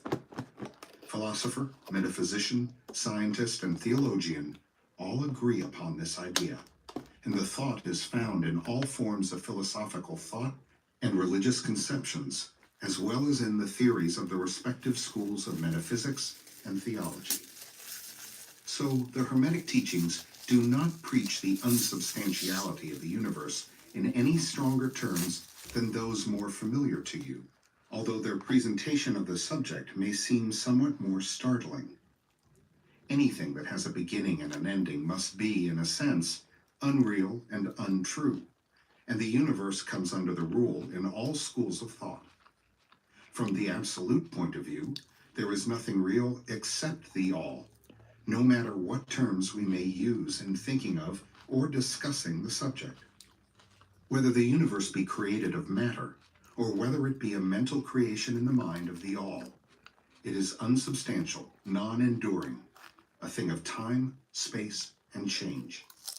We want you to realize this fact thoroughly before you pass judgment on the Hermetic conception of the mental nature of the universe. Think over any and all of the other conceptions and see whether this be not true of them.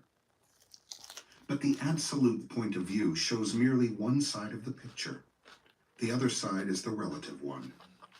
Absolute truth has been defined as things as the mind of God knows them, while relative truth is things as the highest reason of man understands them. And so while to the all the universe must be unreal and illusionary, a mere dream or result of meditation, nevertheless to the finite minds forming a part of that universe and viewing it through mortal faculties, the universe is very real indeed, and must be so considered. In recognizing the absolute view, we must not make the mistake of ignoring or denying the facts and phenomena of the universe as they present themselves to our mortal faculties. We are not the all, remember. To take familiar illustrations, we all recognize the fact that matter exists to our senses. We will fare badly if we do not. And yet even our finite minds understand the scientific dictum that there is no such thing as matter from a scientific point of view. That which we call matter is held to be merely an aggregation of atoms, which atoms themselves are merely a grouping of units of force, called electrons or ions, vibrating and in constant circular motion. We kick a stone and we feel the impact. It seems to be real, notwithstanding that we know it to be merely what we have stated above. But remember that our foot, which feels the impact by means of our brains, is likewise matter, so constituted of electrons, and for that matter, so are our brains. And at the best, if it were not by reason of our mind, we would not know the foot or stone at all. Then again, the ideal of the artist or sculptor, which he is endeavoring to reproduce in stone or on canvas, seems very real to him. So do the characters in the mind of the author or dramatist, which he seeks to express so that others may recognize them. And if this be true in the case of our finite minds, what must be the degree of reality in the mental images created in the mind of the infinite? Oh, friends, to mortals this universe of mentality is very real indeed. It is the only one we can ever know, though we rise from plane to plane, higher and higher in it. To know it otherwise, by actual experience, we must be the all itself. It is true that the higher we rise in the scale, the nearer to the mind of the Father we reach, the more apparent becomes the illusory nature of finite things, but not until the all finally withdraws us into itself does the vision actually vanish. So we need not dwell upon the feature of illusion. Rather, let us, recognizing the real nature of the universe, seek to understand its mental laws and endeavor to use them to the best effect in our upward progress through life as we travel from plane to plane of being. The laws of the universe are nonetheless iron laws because of the mental nature. All, except the all, are bound by them. What's in the infinite mind of the all is real in a degree second only to that reality itself which is vested in the nature of the all. So do not feel insecure or afraid. We are all held firmly in the infinite mind of the all, and there is naught to hurt us or for us to fear. There is no power outside of the all to affect us. So we may rest calm and secure. There is a world of comfort and security in this realization when once attained. Then calm Make sure y'all and give peaceful this do video we a sleep, thumbs up if you rocked haven't in the already. cradle of the Really deep, appreciate it. resting safely on the bosom of the ocean of infinite mind, which is the all. In the all, indeed, do we live and move and have our being. Matter is nonetheless matter to us, while we dwell on the plane of matter, although we know it to be merely an aggregation of electrons or particles of force, vibrating rapidly and gyrating around each other in the formations of atoms. The atoms in turn vibrating and gyrating, forming molecules, which latter in turn form larger masses of matter. Nor does matter become less matter when we follow the inquiry still further and learn from the hermetic teachings that the force, of which the electrons are but units, is merely a manifestation of the mind of the all, and like all else in the universe, is purely mental in its nature. While on the plane of matter, we must recognize its phenomena. We may control matter, as all masters of higher or lesser degree do, but we do so by applying the higher forces. We commit a folly when we attempt to deny the existence of matter in the relative aspect. We may deny its mastery over us, and rightly so, but we should not attempt to ignore it in its relative aspect, at least so long as we dwell upon its plane. Nor do the laws of nature become less constant or effective when we know them, likewise, to be merely mental creations. They are in full effect on the various planes. We overcome the lower laws by applying still higher ones, and in this way only. But we cannot escape law or rise above it entirely. Nothing but the all can escape law, and that because the all is law itself, from which all laws emerge. The most advanced masters may acquire the powers usually attributed to the gods of men, and there are countless ranks of being in the great hierarchy of life, whose being and power transcends even that of the highest masters among men to a degree unthinkable by mortals. But even the highest master and the highest being must bow to the law and be as nothing in the eye of the all. So that if even these highest beings, whose powers exceed even those attributed by men to their gods, if even these are bound by and are subservient to law, then imagine the presumption of mortal man, of our race and grade, when he dares to consider the laws of nature as unreal, visionary, and illusory, because he happens to be able to grasp the truth that the laws are mental in nature and simply mental creations of the all. Those laws which the all intends to be governing laws are not to be defied or argued away. So long as the universe endures, will they endure. For the universe exists by virtue of these laws, which form its framework and which hold it together. The hermetic principle of mentalism, while explaining the true nature of the universe upon the principle that all is mental, does not change the scientific conceptions of the universe, life, or evolution. In fact, science merely corroborates the hermetic teachings. The latter merely teaches that the nature of the universe is mental, while modern science has taught that it is material, or of late that it is energy at the last analysis. The hermetic teachings have no fault to find with Herbert Spencer's basic principle, which postulates the existence of an infinite and eternal energy from which all things proceed. In fact, the Hermetics recognize in Spencer's philosophy the highest outside statement of the workings of the natural laws that have ever been promulgated, and they believe Spencer to have been a reincarnation of an ancient philosopher who dwelt in ancient Egypt thousands of years ago, and who later incarnated as Heraclitus, the Grecian philosopher who lived BC If I 500. told y'all all of my past And they lives, regard y'all be his like, statement what? of the infinite Nigga and lying. eternal energy as I've directly been in the here quite a line few of the times, Hermetic but teachings, every time I'm a always with great the person. addition of their own doctrine that his I leave energy my is stamp. the energy of the mind of the all.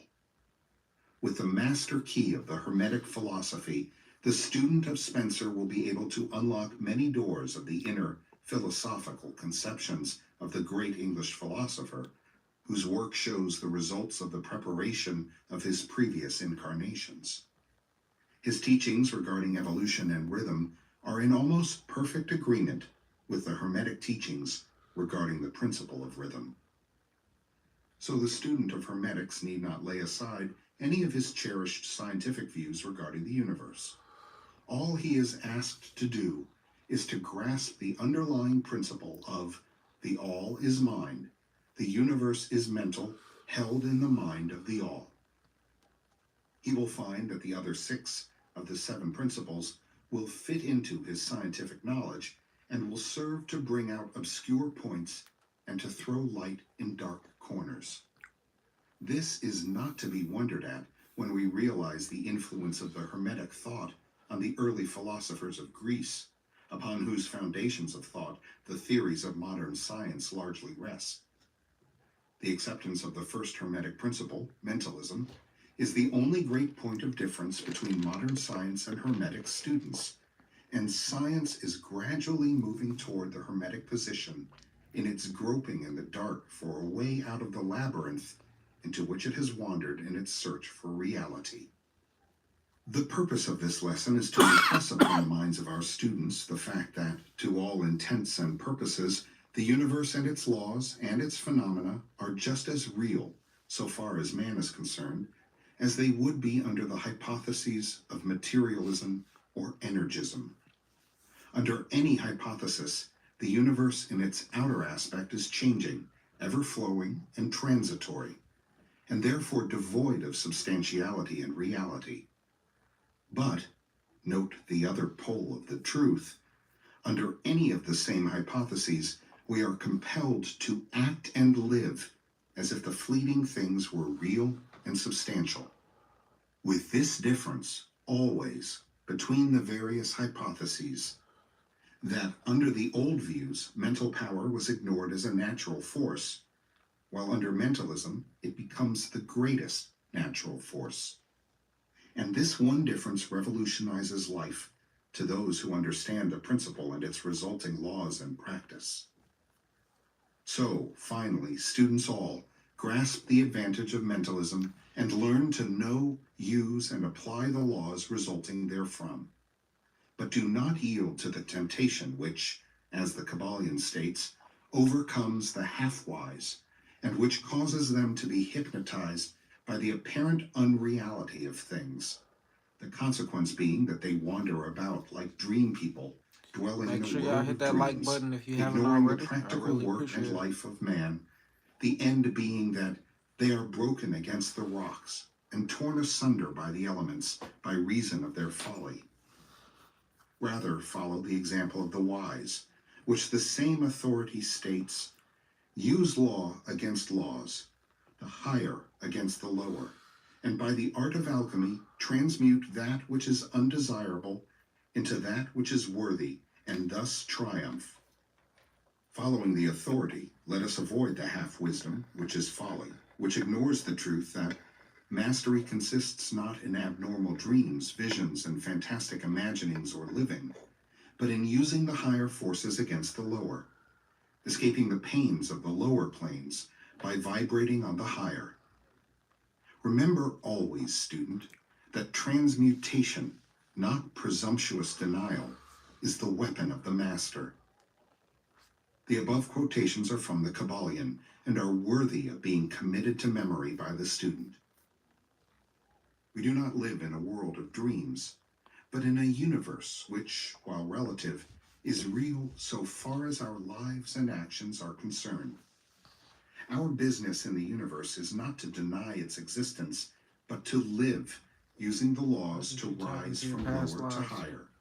Meditation was the Doing the first. best that we Meditation was the first. First it was just like me being curious, like me knowing, like a feeling like I've been here before. Just like meeting certain people is like, damn, I feel like I known this person before.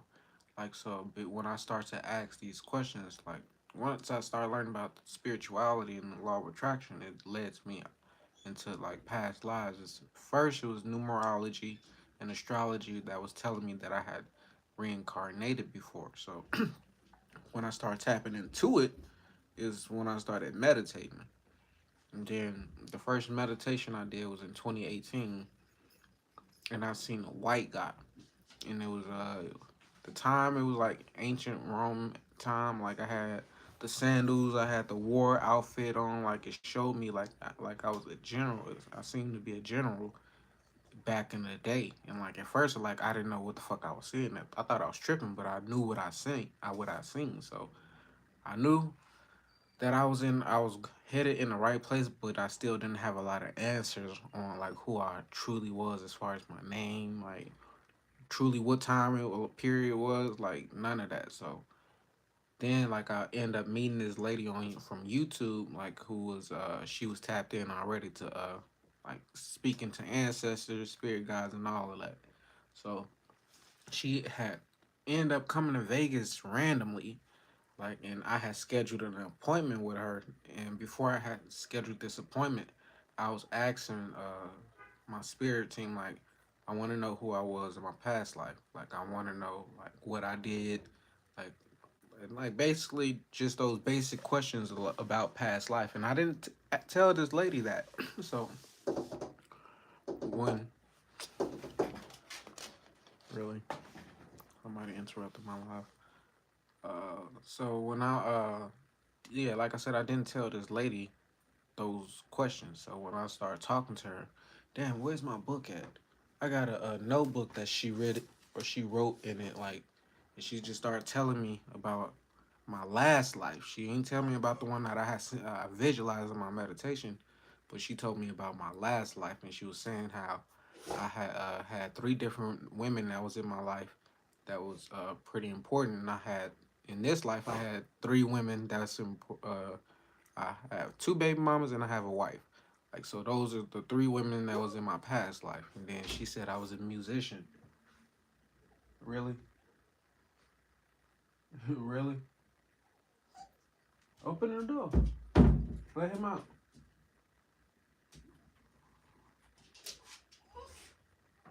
See, somebody want to play. But see, that be distracting me. Like that right there distracted me from what I was talking about. But what she had told me was like I was a musician, and she said I was living on my purpose. And she had also had told me about like what my blood type was and what my history was. And she was like I was a nomad as well. So nomad meaning I was always traveling on the road. Like so, once she gave me those answers, she wrote that in my notebook. I started asking more questions to myself. Like, okay, now she told me all of this, so I'm like, okay, what was my name? Like, and she said I was a musician. I'm like, okay, what music did I play? When did I die? Like, I was asking all these specific questions. Now, at first, I was kind of vague with asking the past life questions, and like I said, I'm asking it to myself, like to my spirit. So me, when the answers came, like they would like I started hearing the name Robert repeatedly. Everywhere I would see the name Robert.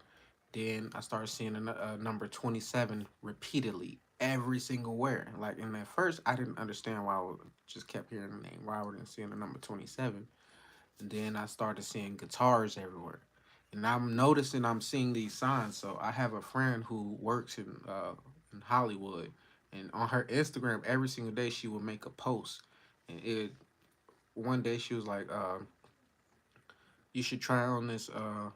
She had a photo of the hat. What's the name of them in the early 1900s? They have the suit on and they have the hat to match. And she was, I had commented on the picture. And she was like, "Yeah, you would look nice trying that on." And I'm like, "Not in this lifetime." Like randomly, I had said, "Not in this lifetime. Probably in another lifetime." So the next day, she had posted something about a guitar, and she said, "You should learn how to play the guitar." Like so, I'm like, yeah, that sounds cool, but I'm not about to go pay for a guitar. This is 2019 when I'm going through my broke stage. So, like, and then the next day after we had that conversation about the guitar, my wife's auntie is moving and she gives me this guitar. So then the next day she says, "You should watch a documentary." And so when she tells me to watch the documentary, I go on Netflix. This is the first time I watch a Netflix documentary, and the first thing that pops up is this documentary called "Damn the Devil at the Crossroads." So when I seen that off the back, I seen it was a tombstone, and the date said 19 from May 12th, 1912 to August 16th, 1938, and the age came out to 27. August 16th is the day my father died this lifetime. Like, so my dad died August 16th, 2001. So off the back, I'm going to follow the signs. So start watching this documentary, and everything is lining up to what I've been just asking. Like the question, the name Robert Johnson, like just everything just started making perfect sense. So I'm like, oh shit, this is my past life. And I was so persistent on asking all these specific questions that the universe made a documentary. Like, of course, the universe didn't, but someone made a documentary, and it probably wasn't physically because I asked those questions, but me knowing how spirituality works, I was very persistent. So Distractions disrupt your vibration. It is, yes, exactly. So I'm learning to not even let a distraction make me forget what I was talking about. So that was like when I learned about that past life. That's when I just started meditating more and like just tapping into my Akashic records, and that's when it let me know like I had multiple like that first past life I seen when I meditated. It let me know who I was back then. Then it let me know who I was like multiple other times. So I'm like, oh shit, like this shit is real. Like so, me, my whole goal is I'm done reincarnated. I'm tired. Like I'm ready to just evolve out this motherfucker and just go like wherever my mind takes me because like I've done my job and the only reason I come back is to help people, wake people up. Like that's the only reason I come back. I don't have to keep repeating these lifetimes over like some people like they've been living doing it thousands of years and just be keep reincarnating, never learning no lessons and shit. So I'm trying to I've avoided that. So my goal is to help other people avoid that. So last time I was here, I wasn't giving people the game. I was secretive. I was uh I was a womanizer. I was an alcoholic. I used to be an alcoholic in this lifetime when I was in the Marines. And every time I would drink, my body would hurt. Like I would just my whole body would be in pain. And I was once I start tapping into past lives, I learned that I had died because of alcohol poison. And I was in pain for 3 days straight. So like I stopped drinking after that. So hey, Can, under the circumstances arising each day, and living, so far as is possible, to our highest ideas and ideals. The true meaning of life is not known to men on this plane, if indeed to any, but the highest authorities and our own intuitions teach us that we will make no mistake in living up to the best that is in us, so far as is possible, and realizing the universal tendency in the same direction I in could write a spite of story. I apparent mean, I could write a evidences to book the about my contrary. shit, We but are I'm all too on the lazy path, to do and that. the road leads upward ever, with frequent resting places. Read the message of the Kybalion and follow the example of the wise, avoiding the mistake of the half-wise, who perish by reason of their folly. Another ad just popped up. Chapter 7. The All in All. While all is in the all, it is equally true that the all is in all. To him who truly understands this truth hath come great knowledge. The Kybalion. How often have the majority of people heard repeated the statement that their deity, called by many names, was all in all, and how little have they suspected the inner occult truth concealed by these carelessly uttered words. The commonly used expression is a survival of the ancient hermetic maxim quoted above. As the Kybalion says, to him who truly understands this truth hath come great knowledge. And this being so, let us seek this truth, the understanding of which means so much. In this statement of truth, this hermetic maxim, is concealed one of the greatest philosophical, scientific, and religious truths. We have given you the hermetic teaching regarding the mental nature of the universe, the truth that the universe is mental, held in the mind of the all. As the Kybalion says in the passage quoted above, all is in the all. But note also the correlated statement that it is equally true that the all is in all. This apparently contradictory statement is reconcilable under the law of paradox. It is, moreover, an exact hermetic statement of the relations existing between the all and its mental universe. We have seen how all is in the all. Now, let us examine the other aspect of the subject.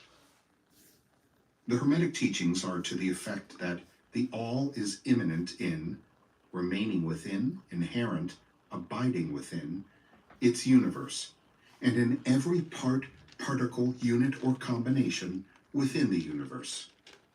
This statement is usually illustrated by the teachers by a reference to the principle of correspondence.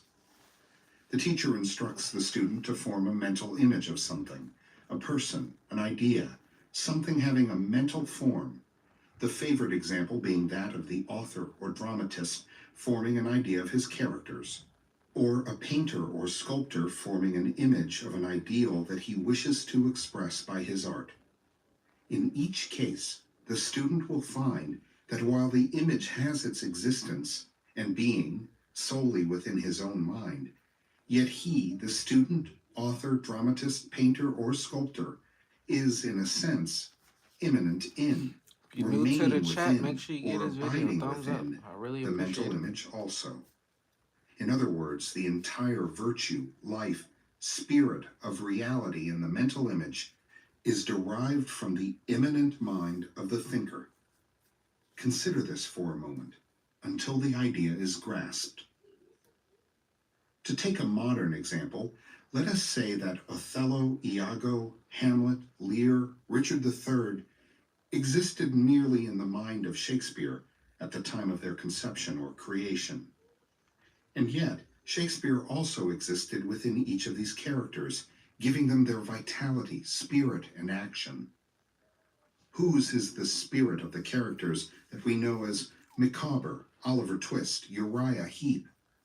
Is it Dickens? Or have each of these characters a personal spirit, independent of their creator? Have the Venus of Medici, the Sistine Madonna, the Apollo Belvedere spirits and reality of their own? Or do they represent the spiritual and mental power of their creators? The law of paradox explains that both propositions are true, viewed from the proper viewpoints. Micawber is both Micawber and yet Dickens. And again, while Micawber may be said to be Dickens, yet Dickens is not identical with Micawber. Man, like Micawber, may exclaim, "The spirit of my creator is inherent within me, and yet I am not he." How different this from the shocking half-truth so vociferously announced by certain of the half-wise, who fill the air with their raucous cries of, "I am God." Imagine poor Micawber or the sneaky Uriah Heep crying, "I am Dickens," or some of the lowly clods in one of Shakespeare's plays grandiloquently announcing that "I am Shakespeare." The all is in the earthworm, and yet the earthworm is far from being the all. And still the wonder remains that, though the earthworm exists merely as a lowly thing, created and having its being solely within the mind of the all, yet the all is immanent in the earthworm, and in the particles that go to make up the earthworm. Can there be any greater mystery than this of all in the all, and the all in all? The student will, of course, realize that the illustrations given above are necessarily imperfect and inadequate, for they represent the creation of mental images in finite minds, while the universe is a creation of infinite mind, and the difference between the two poles separates them. And yet it is merely a matter of degree. The same principle is in operation. The principle of correspondence manifests in each. As above, so below. As below, so above. And in the degree that man realizes the existence of the indwelling spirit immanent within his being, so will he rise in the spiritual scale of life. This is what spiritual development means: the recognition, realization, and manifestation of the spirit within us. Try to remember this last definition, that of spiritual development. It contains the truth of true religion. There are many planes of being, many subplanes of life, many degrees of existence in the universe, and all depend upon the advancement of beings in the scale, of which scale the lowest point is the grossest matter, the highest being separated only by the thinnest division from the spirit of the all. And upward and onward along this scale of life, everything is moving. All are on the path whose end the all. All progress is a returning home.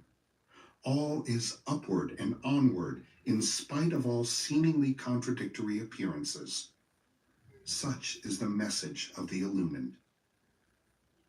The Hermetic teachings concerning the process of the mental creation of the universe are that at the beginning of the creative cycle, the all, in its aspect of being, projects its will toward its aspect of becoming, and the process of creation begins.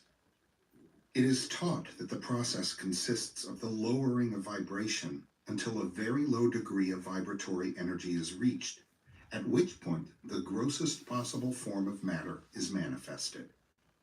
This process is called the stage of involution, in which the all becomes involved or wrapped up in its creation. This process is believed by the Hermetists to have a correspondence to the mental process of an artist, writer, or inventor who becomes so wrapped up in his mental creation as to almost forget his own existence, and who, for the time being, almost lives in his creation. If instead of wrapped, we use the word wrapped, perhaps we will give a better idea of what is meant. This involuntary stage of creation is sometimes called the outpouring of the divine energy, just as the evolutionary state is called the indrawing. The extreme pole of the creative process is considered to be the furthest removed from the all, while the beginning of the evolutionary stage is regarded as the beginning of the return swing of the pendulum of rhythm, a coming home idea being held in all of the Hermetic teachings. The teachings are that during the outpouring, the vibrations become lower and lower until finally the urge ceases and the return swing begins.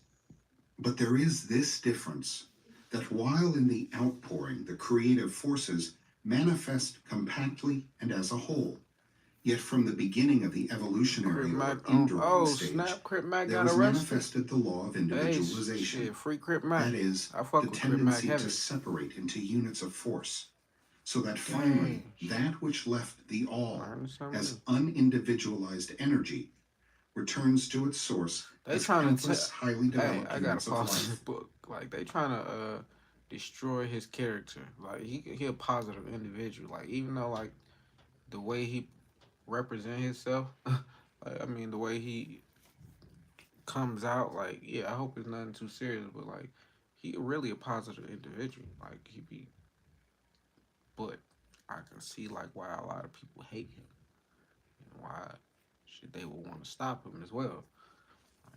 Like, I seen somebody say he, like, got white people saying on 55th. Like, shit, white people ain't never been saying nothing about no crypto stuff. Having risen higher and higher in the scale by means of physical, mental, and spiritual evolution. The ancient Hermetists used the word meditation in describing the process of the mental creation of the universe in the mind of the all. We ain't gonna finish this book tonight, so we're gonna end up finishing it tomorrow. But the idea intended seems to be that of the employment of the divine attention. Attention is a word derived from the Latin root meaning to reach out, to stretch out. And so the act of attention is really a mental reaching out, extension of mental energy, so that the underlying idea is readily understood when we examine into the real meaning of attention. The Hermetic teachings regarding the process of evolution are that the all, having meditated upon the beginning of the creation, having thus established the material foundations of the universe, having thought it into existence, then gradually awakens or rouses from its meditation, and in so doing starts into manifestation the process of evolution on the material, mental, and spiritual planes, successively and in order. Thus the upward movement begins, and all begins to move spiritward. Matter becomes less gross. The units spring into being. The combinations begin to form. Life appears and manifests in higher and higher forms, and mind becomes more and more in evidence, the vibrations constantly becoming higher. In short, The entire process of evolution in all of its phases begins and proceeds according to the established laws of the indrawing process. All of this occupies eons upon eons of man's time, each eon containing countless millions of years. But yet the illumined inform us that the entire creation, including involution and evolution of a universe, is but as the twinkle of the eye to the all. At the end of countless cycles of eons of time, the all withdraws its attention, its contemplation and meditation of the universe, for the great work is finished, and all is withdrawn into the all from which it emerged. But mystery of mysteries, the spirit of each soul is not annihilated, but is infinitely expanded. The created and the creator are merged. Such is the report of the illumined. The above illustration of the meditation and subsequent awakening from meditation of the all is, of course, but an attempt of the teachers to describe the infinite process by a finite example. And yet, as below, so above. The difference is merely in degree. And just as the all arouses itself from the meditation upon the universe, so does man, in time, cease from manifesting upon the material plane and withdraws himself more and more into the indwelling spirit, which is indeed the divine ego. There is one more matter of which we desire to speak in this lesson, and that comes very near to an invasion of the metaphysical field of speculation, although our purpose is merely to show the futility of such speculation. We allude to the question which inevitably comes to the mind of all thinkers who have ventured to seek the truth. The question is, why does the all create universes? The question may be asked in different forms, but the above is the gist of the inquiry. Men have striven hard to answer this question, but still there is no answer worthy of the name. Some have imagined that the all had something to gain by it, but this is absurd. For what could the all gain that it did not already possess? Others have sought the answer in the idea that the all wished something to love, and others that it created for pleasure or amusement, or because it was lonely, or to manifest its power. All puerile explanations and ideas belonging to the childish period of thought. Others have sought to explain the mystery by assuming that the all found itself compelled to create by reason of its own internal nature, its creative instinct. Why y'all think This idea all is in advance of the others, but its weak planet? point lies in the idea of the all being compelled Some by people believe, anything, why you think God internal created or this? external. If its internal nature or creative instinct compelled it to do anything, then the internal nature or creative instinct would be the absolute instead of the all, and so accordingly that part of the proposition falls. And yet the all does create and manifest, and seems to find some kind of satisfaction in so doing. And it is difficult to escape the conclusion that in some infinite degree it must have what would correspond to an inner nature or creative instinct in man, with correspondingly infinite desire and will. It could not act unless it willed to act, and it would not will to act unless it desired to act, and it would not desire to act unless it obtained some satisfaction thereby. And all of these things would belong to an inner nature, and might be postulated as existing according to the law of correspondence. But still, we prefer to think of the all as acting entirely free from any influence, internal as well as external. I That actually is the problem never which focused lies on at that the root of answer. difficulty. I'm like, hey, And the difficulty we that just lies here. at the root of the problem. I'm not trying to figure out why Strictly he speaking, kind of. there cannot be said to be Or I any say he. reason whatsoever for the all to act. I never too For a much thought reason of it. implies a cause, and the all is above cause and effect, except when it wills to become a cause, at which time the principle is set into motion. So, you see, the matter is unthinkable, just as the all is unknowable. Just as we say the all merely is, so we are compelled to say that the all acts because it acts. At the last, the all is all reason in itself, all law in itself, all action in itself. And it may be said truthfully that the all is its own reason, its own law, its own act. Or still further, that the all, its reason, its act, its law, are one, all being names for the same thing. In the opinion of those who are giving you these present lessons, the answer is locked up in inner self of the all, along with its secret of being. The law of correspondence, in our opinion, reaches only to that aspect of the all which may be spoken of as the aspect of becoming. Back of that aspect is the aspect of being, in which all laws are lost in law, all principles merge into principle, and the all. Principle and being are identical, one and the same. Therefore, metaphysical speculation on this point is futile. We go into the matter here merely to show that we recognize the question, and also the absurdity of the ordinary answers of metaphysics and theology. In conclusion, it may be of interest to our students to learn that while some of the ancient and modern Hermetic teachers have rather inclined in the direction of applying the principle of correspondence to the question, with the result of the inner nature conclusion, still the legends have it that Hermes the Great, when asked this question by his advanced students, answered them by pressing his lips tightly together and saying not a word, indicating that there was no answer. But then, he may have intended to apply the axiom of his philosophy, that the lips of wisdom are closed except to the ears of understanding, believing that even his advanced students did not possess the understanding which entitled them to the teaching. At any rate, if Hermes possessed the secret, he failed to impart it, and so far as the world is concerned, the lips of Hermes are closed regarding it. And where the great Hermes hesitated to speak, what mortal may dare to teach?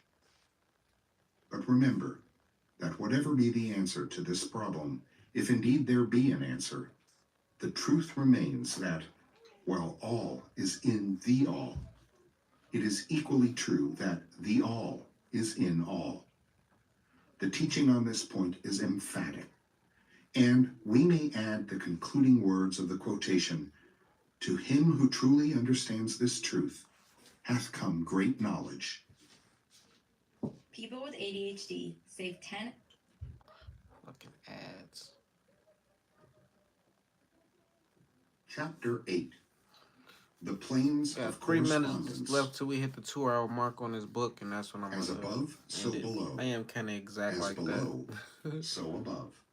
I could have just The stopped it Kybalion. when that ad came in, but The great second Hermetic principle embodies the truth that there is a harmony, agreement, and correspondence between the several planes of manifestation, life, and being. This truth is a truth because all that is included in the universe emanates from the same source, and the same laws, principles, and characteristics apply to each unit or combination of units of activity, as each manifests its own phenomena upon its own plane. For the purpose of convenience of thought and stock, the Hermetic philosophy considers that the universe may be divided into 3 great classes of phenomena, known as the 3 great planes, namely, 1, the great physical plane, 2, the great mental plane, 3, the great spiritual plane. These divisions are more or less artificial and arbitrary, for the truth is that all no, I'm gonna of come the back. We're 3 gonna finish it divisions tomorrow. are but ascending Like, I degrees just, of the great scale of life. it's a 4-hour book, The so lowest I'm point like, of I don't which feel is like doing a undifferentiated whole matter, 4 and the plus highest hours, because point I be that of talking, so it'd be spirit. longer than 4 hours. And moreover, So the different I'm just planes stretch it out, shade since into this one each just other, stretch out to so that tomorrow. no hard and fast division may be made between the higher phenomena But of the shit, I might physical switch it up, and because the this one lower is one of of the those mental, books that, like, shit, or between the higher of the you gotta mental and just the keep lower coming of the back to this shit spiritual. later as you keep In evolving short, in life. the three great planes may be regarded as three great groups of degrees I of life might manifestation.